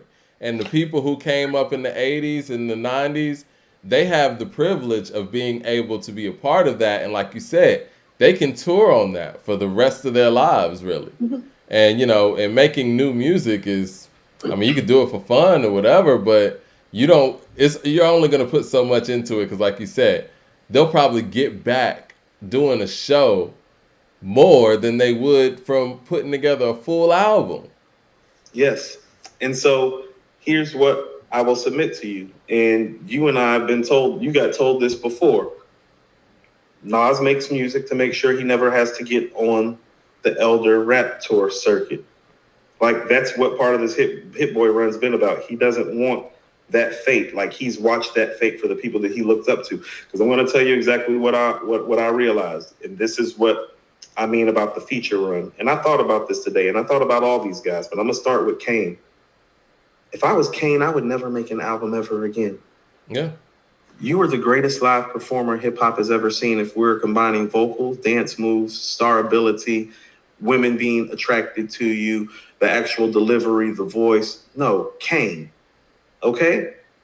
Why would a guy like that, with that type of stature and that type of legend, who inspired guys like Biggie or Jay, go spend money making an album where if he wanted to stay current, he would be better served to go do a feature run and get paid? And mind you, after you make the album, you gotta chase these New York radio niggas down to support your shit that should be supporting it off top. Kane. Nobody wants to deal with that. Yeah, think about this. Kane and G Rap are older than Nas. You think Nas ain't trying to run around and fuck with radio and chase them down for? You think Kane and G Rap want to? They're like, nigga, you won't even have a radio station if ain't no half step to come on the radio in '88. It's disrespectful as hell. Yeah. So here's what I would submit, and I've thought about this, and this is more plug talk too. The craziest thing that I heard from her in all of this dialogue that we've had, in the chat with other people and behind the scenes on our own private thread at times, she asked them if Nas should do a feature run, and the fans said no. And that is literally the dumbest shit I have ever heard you give an elder statesman advice on. I've realized in this whole time that part of what's going to make the older rapper viable again is the feature run. And when I mean older, I mean older. I don't even mean elder statesman. Like Nas, G Rap, and Kane are officially elder statesmen. Even Nas, even if he doesn't want to be grouped with them, he's an elder statesman compared to these other guys. He's OG. It's OG talk now. You feel me? Mm-hmm. But Mike, Lil Wayne, Resurgence started with the feature run. Yeah. The way we talking about Cole right now, feature run. These ain't even elder statesmen anymore. They're just older now. Look at what the feature run's doing for them. And so I would encourage. And when you don't do a feature run, you could do what Kendrick did. That happens. No, I'm saying, like, I don't think that if he were actually out here in practice doing what Cole's doing, I think the momentum for his album would have been different, and I think the product would have been different. I think that a lot of the times, at least, you know, from what I've always seen, you could hear from the feature run a build up to what an artist is about to do. No, you know what I mean? Plans. No. See, there might be a little red herring, and Nas may have showed us the way a little bit again with it. You see, what I'm saying is that, well, look at what he just did with 21. That's the new cash out for the older rap artists, Mike. You're right. Like, that's the shit that get G-Rap, somebody in the system. Pimp this, like you're the GOAT. You're one of the GOATs. You're a legend in this system. You're in the matrix. Like Kool G Rap and Big Daddy Kane and KR, your blueprints are all over this matrix. Mm-hmm. All you got to do, stick your hand deeper down into the matrix and go pull out one of those young guys that's currently running the system. Because how about this? Listen to what I'm saying. Why does a song with 21 Savage, at least in terms of what it does for the climate and for the media and for Nas's push, cause more effect and change than a classic rap album he just made, or an arguable classic rap album he just made? You get what I'm saying? It's like, so you're telling me Nas just spent all this money to make KD3 and to do like all of this, and really all he had to do was a song with 21? It's like, you feel me? And so imagine, I think it happened the way it needed to happen. So listen. Imagine Nas on Metro Boomin album. Let's say the Migos come back together -1 next year. Imagine hearing Nas on something like that. A Boogie's new album. You know, I know Nas is supposedly going to come on the Conway and stuff like that, but that's what I'm starting to look at, and that's what I would encourage our elder statesmen to do, is to reach out to these younger guys that really love you, that respect you, that are really popping, and do your feature run through them. It'll give you some money. It'll give you some chart position. It'll give you some clout, again, in the current climate, and you don't have to spend your money making an album, and you're already all-time great. Like, I'm perfectly okay if I hear like 5 to 10 Big Daddy Kane verses a year and don't hear album. What about you? He's Kane. I'm with you. And I think with hip-hop being 50 next year, I think that's going to be a great year for those things to happen, specifically for Nas. Well, let's get up out of here, man. We covered some real heavy stuff today. Great show. Yeah, we got we haven't had a show like this in a minute, I felt like, where we just like really got it in. Nah, this was fun. All right, well, we're going to holler at y'all. You know Friday. what, you said it when you texted me earlier, you're like, we're going to have fun today. And I was thinking to myself, what the hell made Mike say that? But we did. We did. A lot of this wasn't even on the radar, but you know. Yeah, just real quick wrap up. I want everybody to be supporting all the things that we're doing. Our writer, Denim has a great article out on our website about mental health awareness that I'd love everybody to check out. I talked to Denim. Denim's going to come on the show, Mike, so we just need to work out some time. Cool. So we want y'all to meet our new lead senior writer, Denim. She's thoughtful, exciting, poignant, beautiful, talented, all the above. Looking forward to y'all meeting her. We got some station heads coming up, hip hop yearbooks coming up. Mike got top fives floating. We got the week according to hip hop. We have the Patreon show on Monday. Y'all still need to subscribe to. It's getting more and more fun by the day. If you were on this show this past Monday, like, you got to see my life. You know what I'm saying? Like, you got the music and you got my life live. Like, you got to catch me take my daughter to her Christmas party. You got to catch me riding to the South Side, dealing with traffic. Mike playing Kendrick while I'm on Campbellton Road. Subscribe to our Patreon. And shout out to my homie Loose Screw, who we're putting stuff together. And subscribe to my new page, Coop is Problematic. Yep. Coop from According to Hip Hop presents Coop is Problematic. We're going to have some stuff coming soon. Me and Mike are currently building and fleshing some things out and seeing how we're going to bounce off of things. Yes, Madman, there's going to be more cooping going on. Coop's going to be cooping in the R&B realm some, and in the sports realm, and getting behind the scenes with some artists like I've already been doing. We got some exciting stuff coming for the top of the year. So roll with the winners. 2023 is about to be crazy. We're going to holler at y'all Friday. Absol's dropping. I think something else is dropping, but. Yeah, Leroy is right. It was a field trip on Patreon. I took niggas around the city on Monday. All right, we're going to holler at y'all. Appreciate the love.